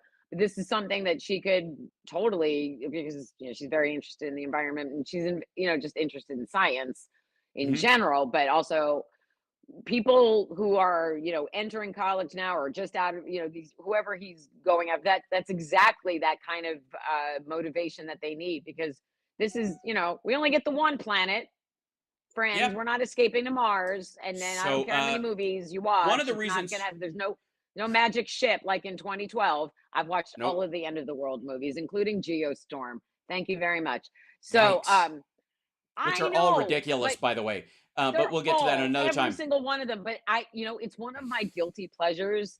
I Sure. usually like to watch, intelligent and character-driven movies, but I love it. Good. Oh, no, I I love the wouldn't day say after, that. like the day after tomorrow. I fucking love that movie. I can quote that movie pretty much verbatim. Well, I will say that those are what I would call zombie weather movies. The idea that a bunch of people, it's really about the social interactions of people trapped with limited resources in a very small space. They're recreating effectively the first Night of the Living Dead. Everybody's in this house. Who's going to be the person that freaks out, endangers everyone's life? Who's going to be the person that risks their own life to save others? Who's the person who gives themselves as the sacrificial person to save everyone else? These are like examples of humanity in emergency situations. And I'm for those kind of movies. I just don't like it when, everything freezes that fast. It's a little silly. But anyways, so one of the reasons why Trump might have said Pennsylvania instead of Pennsylvania is because Biden is going to Vermont, New Mexico, and Illinois to launch these new Climate Corps programs. Mm-hmm. They have 10 other states have similar programs, according to the White House. And so Trump is aware that Biden went to Pennsylvania and is going to Vermont. That's the first place he went to, and Virginia. So Trump's brain made Pennsylvania. That's what I gotta say. And then he's going to go to Pennsylvania. Yes, in right, as you do. In recent weeks, he's the EPA so jealous. He's so jealous of Joe Biden. He's so jealous of Joe Biden. And Don Jr. is so jealous of how much Hunter is loved by his father. Oh, it's brutal. Everything Donald Trump does is motivated by jealousy and grudges. Aren't you so proud? Anyway, what are Democrats doing to make America better? Here's what Uncommitted voted for this year. Biden is marking Earth Day by announcing $7 billion in federal solar power grants. Like the genocidal madman who doesn't care about average people that's letting people suffer that he is. And never mind the fact that they're using the Climate Corps as a way of getting people who can get credit in trade classes and the like, installing this kind of stuff so they could open up their own fucking business, doing this stuff later, continuing to service these things over time, and becoming familiar with the technology of the future that's better for all of us. So there. Wow. So Democrats crazy, are right? doing good things for the country. Who knew? Right. So happy Earth Day. Happy Earth Day to you. Actually, and tonight I'm celebrating both Earth Day and Passover. So Sure. I'm not celebrating Passover. I'm not an observant Jewish person. But tonight there's Really? Have I not mentioned that before? So I was asked to perform in an Earth Day event this evening that's raising money for Ukraine. And so I'm doing that tonight in Ukraine is on Portland. Earth. I'm for that. Right? And Ukraine is our ally, unlike MAGA Republicans in Congress. So, and we're there to raise money and raise awareness, but it's an Earth Day event, and I don't have any stories about that. So I'm just going to recycle my Dave Grohl story and tell that. Sure. But paying attention, I can't read what that says. I'll read it to you in a second. Paying attention to your immediate environment, and also like think globally, act locally, really makes sense now more than ever. And being able to clean up your local community. Hey kids, do you like clean air and water? I do. How fucking weird, right? I know, crazy, isn't it? If you think about it, Republicans just whine and complain, and Democrats actually implement solutions. Yeah. And by the way, and that's it not goes a sexy thing to say, but I mean, it's true.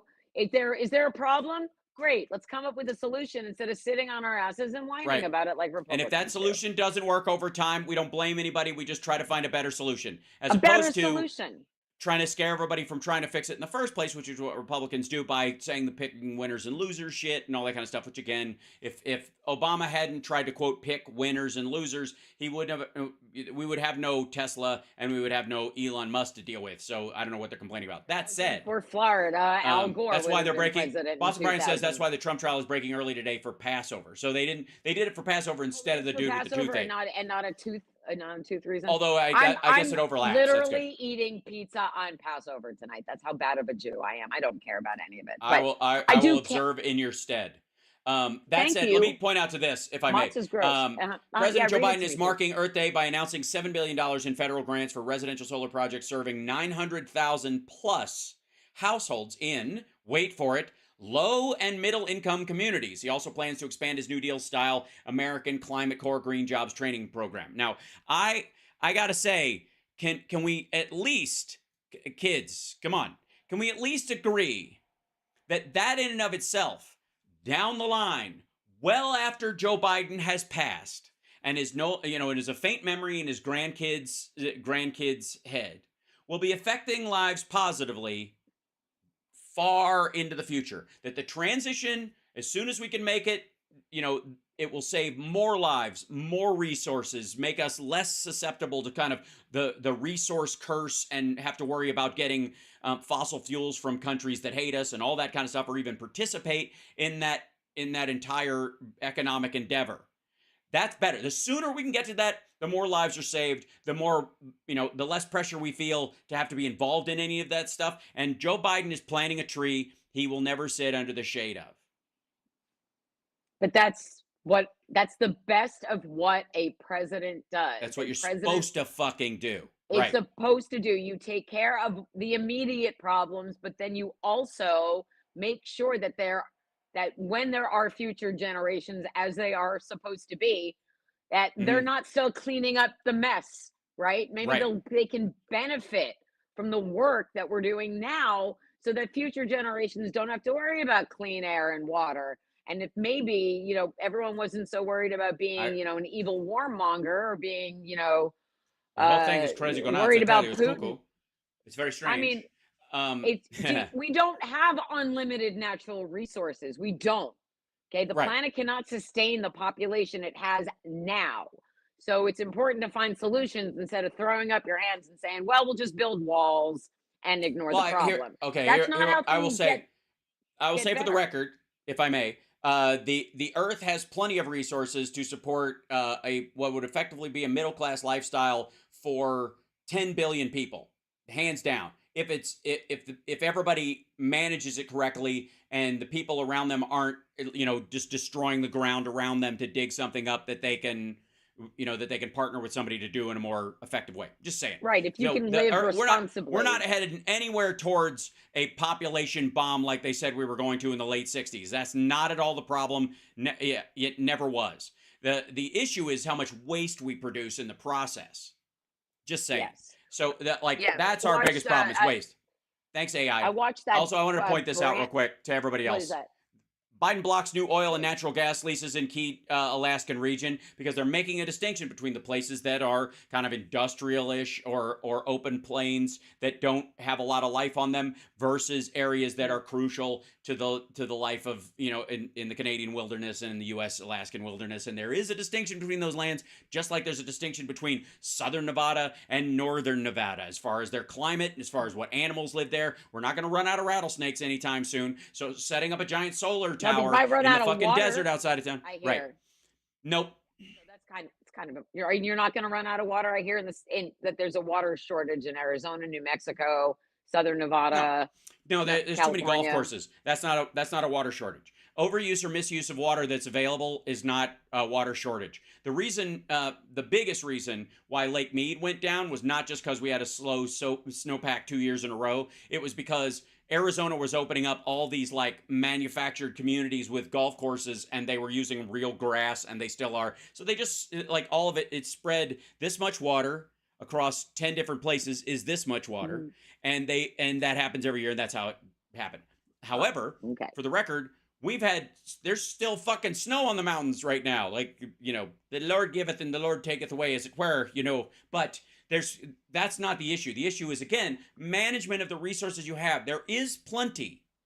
It's the waste and the toxicity that's the problem. Yeah. There is more. I'll give you an example. And this is sort of in the China zone of things. So America has more arable farmland than any country in the world. places like Brazil would, but it's a lot of hilly sides and stuff. So growing hemp and other stuff, or like things like palm oil, as trees grow up a side of a hill, that's something they get out of there. But it's really hard to get, and it's not flat plains where you're growing corn, shit like that. China would have it, but they poisoned 80% of their farmland over the years, just with no environmental regulations and a total disregard for it. It's full of toxic metals. It's downriver from fucking coal plants and coal mines that every time there's a flood washes coal dust into the groundwater. It's the toxicity level is fucking terrifying over there. And there is no reason why China wouldn't have the best arable land in the world if they had simply managed it better. The interesting thing was they did central management, which is what everybody thinks in terms of like, that's what makes them communist, that's what makes them socialist, blah, blah, blah. But ultimately, they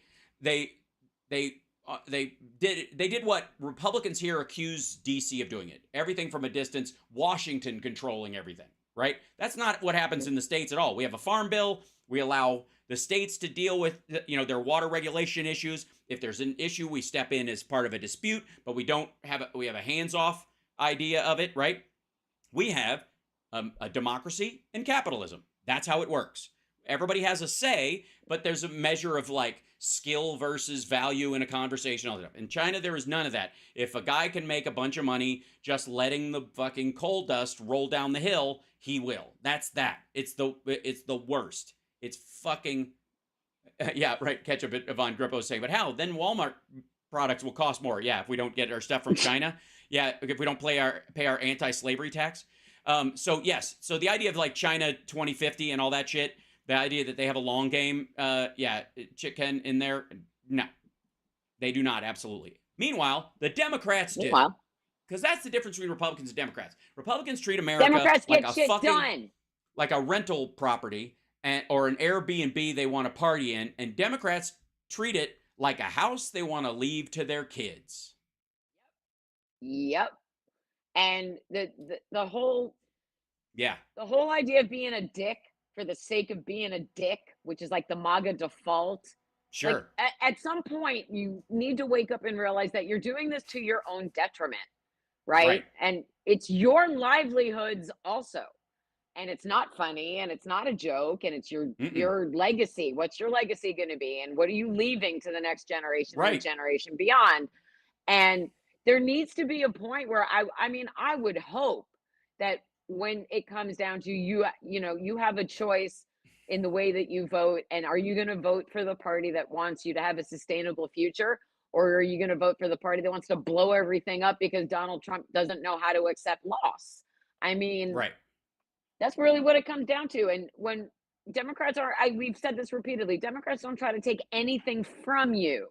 They just want you to live a very long and healthy life. They want you to have a comfortable retirement. They're not trying to take away your Social Security. They don't want to garnish your wages. They don't want to remove SNAP benefits. They don't want to shut down public education. They don't want to take away your health care. And they certainly don't want to decide, they don't want to decide when you start your family.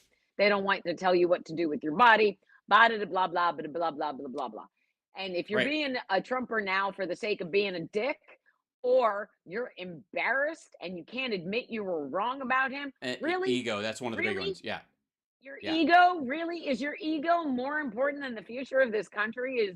Is your ego more important than your children thriving? Is your ego more important than you having a comfortable retirement? Why would you want to give the Republican Party all of the money that you've worked your entire life to save, to live on in your retirement? Or do you want to work until you're 90?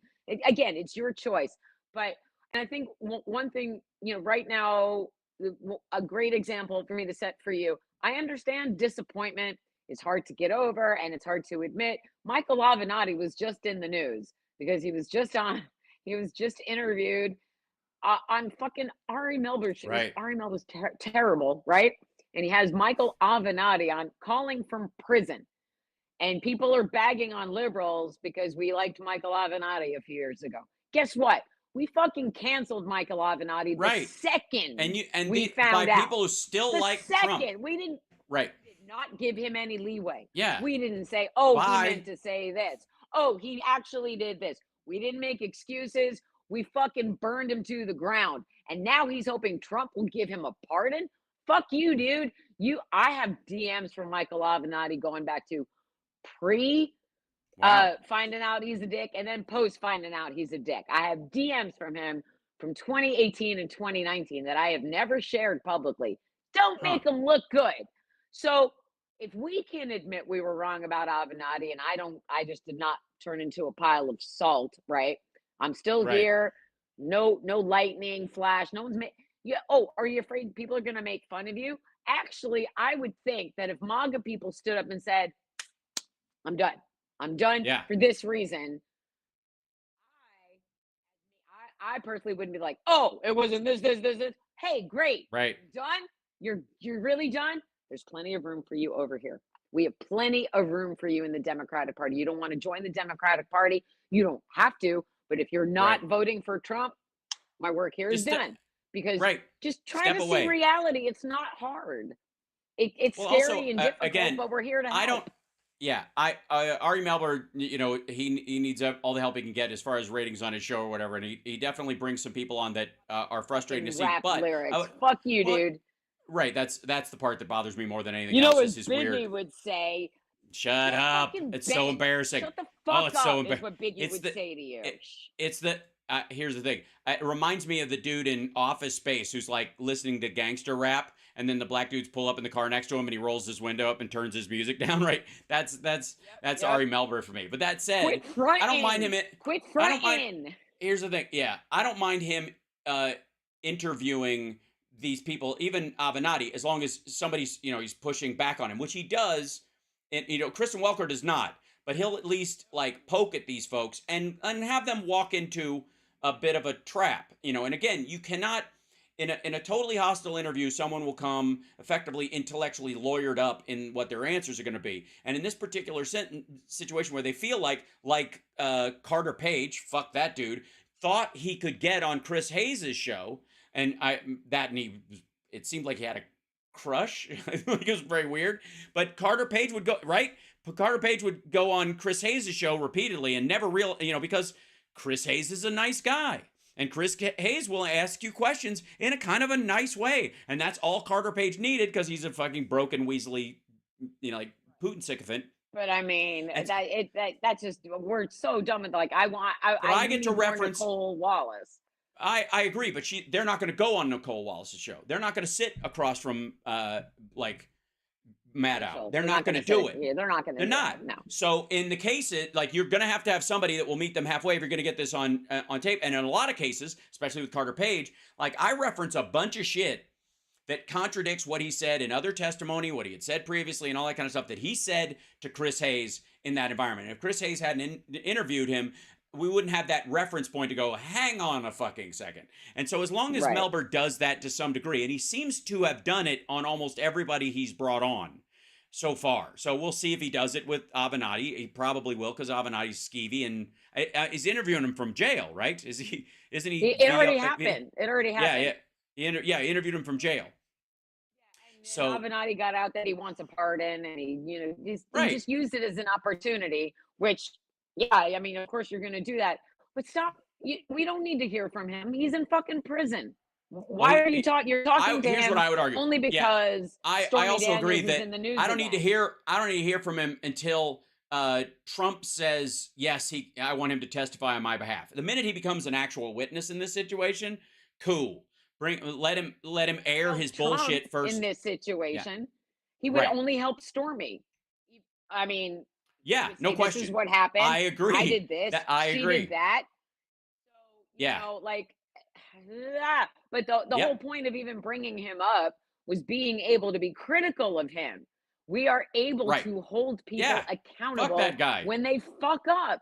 And I don't understand why Republicans aren't doing that with Trump at this point. Because on that note, it's fully... Right. Since we're near we're over time a little bit, and I want to remind everybody the Sound of Settling, and it's her birthday week, and it's Tara Dublin, and she does indeed rock. TaraDublinRocks.com, and then of course subscribe on her Substack and Yeah, go to Powell's Books. If you're ever in Portland, you gotta go. It's a must stop. I love Powell's. Bookstore in the world. Also, it's if you know, great. if you're not a reader yourself, maybe you're a Foo Fighters fan and you want to look for all the Foo Fighters Easter eggs I've hid in here. Perhaps you have a friend who enjoys reading, and they have a birthday or a Mother's Day coming up. It makes for a lovely Right. gift. So, Well, but if you don't I want to would do like any say of that, specific. you Yeah, can just acknowledge my birthday by dropping, I don't know, between $5 and $55 into my Venmo. Why not? Because I'm going to be 55. I think it's a great idea. Why And not? so, Why yeah, not? I'll be Do something 55 good in this week. September. I'm very excited about the proposition. It's very exciting for me. 69, dude. Yeah, what's up?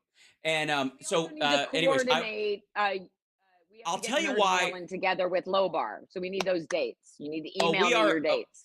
Yes, we are playing. We have a Portland date. It's official. I will announce. You and I will announce it next Monday because it's not. It's a ways off. So we'll.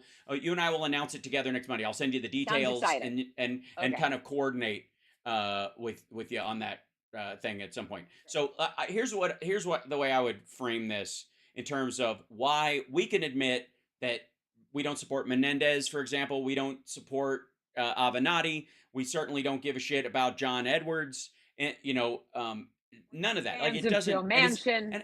Yeah, right. It's not difficult, right? Well, like again, Joe Manchin's a political difference. I would say Kristen Sinema, leaving the party and becoming an independent and whatever her shit is, it's in the same boat. But I mean, we're talking about people who are either criminally engaged or were specifically flim-flamming people. At no point was Joe Manchin, as the West Virginia senator, flim-flamming, hard blue, AOC quarters of the Democratic electorate, right? He wasn't lying about that. That's what he does because that's where he's from. And that's fine. That's part of a big tent. But in Avenatti's case or in Menendez's case or these are all criminals. Like these fucking dudes were pulling one over on people. I'm a good guy, actually a bad guy. Wolf in sheep's clothing. And we can fucking move on from those guys super easy because, and I think it's largely because what they ended up doing was weaponizing our good traits. We supported Stormy Daniels pushing against Trump when he's being piggish about women and that kind of stuff. So Avenatti took advantage of that good nature and hid behind it, used it as a shield. Just because you value the shield does not mean you value the person hiding behind it, right? And I think that's an important, crucial difference. And same thing with any Democratic senator or somebody who turns out to be a fucking crook later. Most of them ran on what we would consider good traits, actually decent things. And we I may be dealing with a lesser of two evils in a primary situation, but the alternative is Republicans who don't give a rat fuck about any of this stuff, right? And that's, and I'm sure there are Republicans who feel the same way about, Pence and Trump and to some degree. But the difference is that I think we can walk away because we still appreciate those ideals. Those ideals are more important than the person who lied about that being representative of them. And so to side with that person would mean siding against those very ideals that they were cheating and using as cover, right? I'm not for the lie of it, right? The pretense of it. And it's the difference between supporting true Christian feelings and true Christian fellowship amongst people and Mike Pillow's fucking cross that he wears as a way to sell shit to other people, right? Those folks don't have that. They can't walk away. No, I want to finish the thought was that the reason the Republicans can't walk away is because it's not based on that kind of depth of ethical feeling about it or whatever. It's either vengeful or defensive or fearful. And so to admit you're a sucker because you were scared is way harder than I thought this guy was helping people. That's easy for us. Well, I mean, I thought this guy was going to stop the people that are going to take my job because they speak Spanish and I don't. No one's taking your job, dude. No one is taking your job. I know that. One you know is, that. But that's what I'm talking about. That's what I think they're afraid of, right? I think that's harder to do. You should also, I mean, look at the company that somebody keeps and look at what people say and, look at what they do. And Michael Douglas was recently interviewed and talked about this, and he made a really strong point, which is Joe Biden's cabinet is fully endorsing him again for a second term. They are aligned behind him. Democrats are aligned behind him for, for the most part, we're happy to endorse him. Democrats have a deep bench of Biden surrogates who can go out and campaign or go on the Sunday shows and talk on his behalf. Donald Trump doesn't have that. His own former VP won't endorse him. None of his former cabinet will endorse him. Nobody who has ever worked for him, nobody who worked for him in the White House will endorse him. And some of them are testifying against him.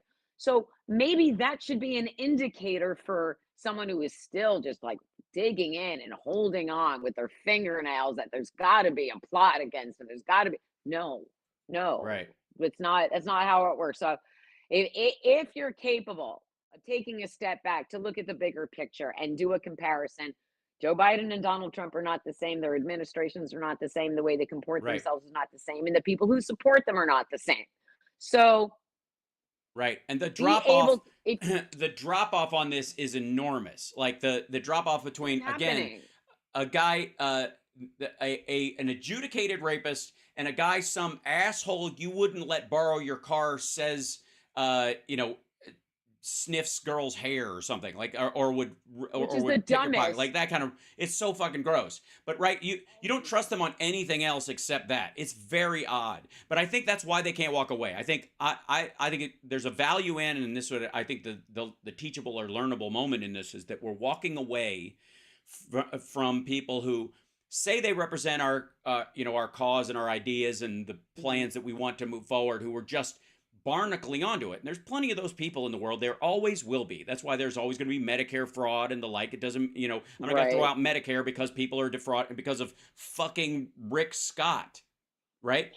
I mean, but I guarantee you that there are if you identify as a Republican and you have been loyal to Donald Trump this entire time and your reasons are tax cuts or whatever your reasons are, there are other Republicans who will try to implement that kind of legislation that you're interested in, whatever it is. There are other Republicans who aren't currently sitting in court who can represent your party. There are other Republicans who have a conservative take on abortion, have a conservative take on whatever is important to you, gun laws, whatever it is that is your big issue, whatever that is. There are Republicans who are concerned about it and will actually speak to it in a way because maybe they're informed about it instead of taking care of themselves first. Donald Trump will always put himself before anybody else at any point, at any time. And the fact that there are Republican candidates who are running for smaller offices around this country, Donald Trump's campaign is asking them for their campaign donations to pay his legal bills. That's not okay.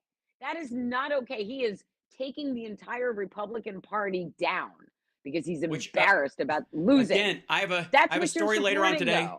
Yep, I'll leave you with this. Everybody, Tara Dublin rocks, indeed. TaraDublinRocks.com. The Sound of Settling is the book. It's your birthday week. It's a good week to pick up the book. Buy my book. It's my birthday present. I love you all. Absolutely. And check in with me, and we'll do fun. We're gonna just we're gonna do a Portland meetup. It's gonna be a party. We're gonna set what's left of Portland on fire. # Rip Portland. So everybody thanks have so a much. Good week. Okay. Take all care of each other. See you later. Okay. Bye. There she goes, ladies and gentlemen. Yeah. Tara Dublin, everybody. So, if I may, there's and CSL just put this in my list of possible clips later on. And do I dare even key this up? Please tell me there's I don't want to play this. I gotta say, I don't know why. This is the preamble. Okay, this is amazing.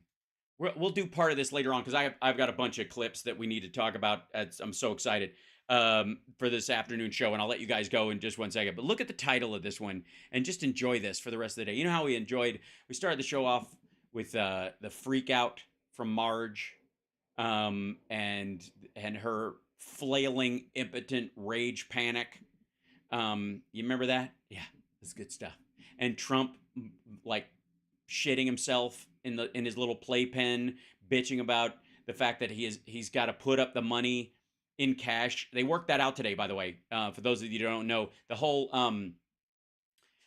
this is the piece of news around this is that Trump, they settled that $175 million bond in New York civil fraud judgment case is settled with a cash promise. So they have to put the money in an account, settle the difference money over a $175 million bond that Trump posted to block a civil fraud judgment. The agreement cut short a potentially days-long hearing in Manhattan. As part of the deal struck during a 20-minute recess, so they went out and like, work your shit out, come back inside. Lawyers for Trump and Knight Specialty Insurance Group agreed to keep the $175 million in a cash account that will gain interest but faces no downside risk. The account so far has grown over $700,000. The bond stops the state from potentially seizing his assets. Now, whether that's their money or his money is an interesting question. But it's got to be, they have to have cash liquid and lock it in there. And if it's not available when, you know, he loses appeal because they moved it out of there or whatever, the people at Knight Realty will go to jail. Just to be clear, because this is fucking flim-flam on a major level. That said, if I may, is it right here? Yeah. So this is Chris Salcido, Salsa Devo, who, can I just look at the title of this one?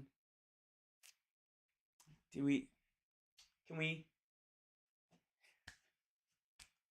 Huh? Yeah, excuse me? You what? Awesome. So on Earth Day, Biden announces millions of dollars, hundreds of millions of dollars ultimately, in support for solar and wind and climate core and all that kind of stuff. The same day he destroyed the GOP. Way to go, Biden. I mean, I'm already a proud Biden voter, but I got to say, this is an extra good time. I'm just saying. Biden has destroyed the GOP. And Salcido's like, I guess, blaming him for it or congratulating. I mean, technically, if you're against him, aren't you congratulating him on, congrats, Biden, you wrecked our whole fucking party. Like, actually, he didn't have to do anything at all. What? I guess, all right. So we'll deal with that later because I'm not going to watch it till I watch it with you guys later this afternoon.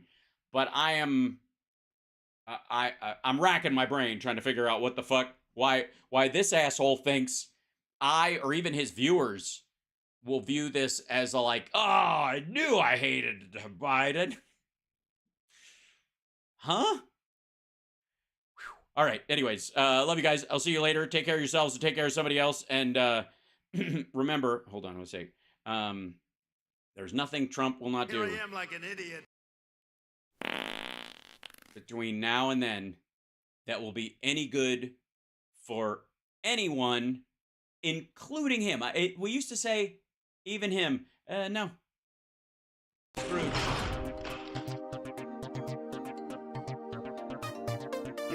Hit that like. That's right. Hit that like. Let them know we're here. Thank you guys so much. Thanks for the support. Thanks for the subscriptions. Thanks for the Venmos, you guys. Really appreciate it.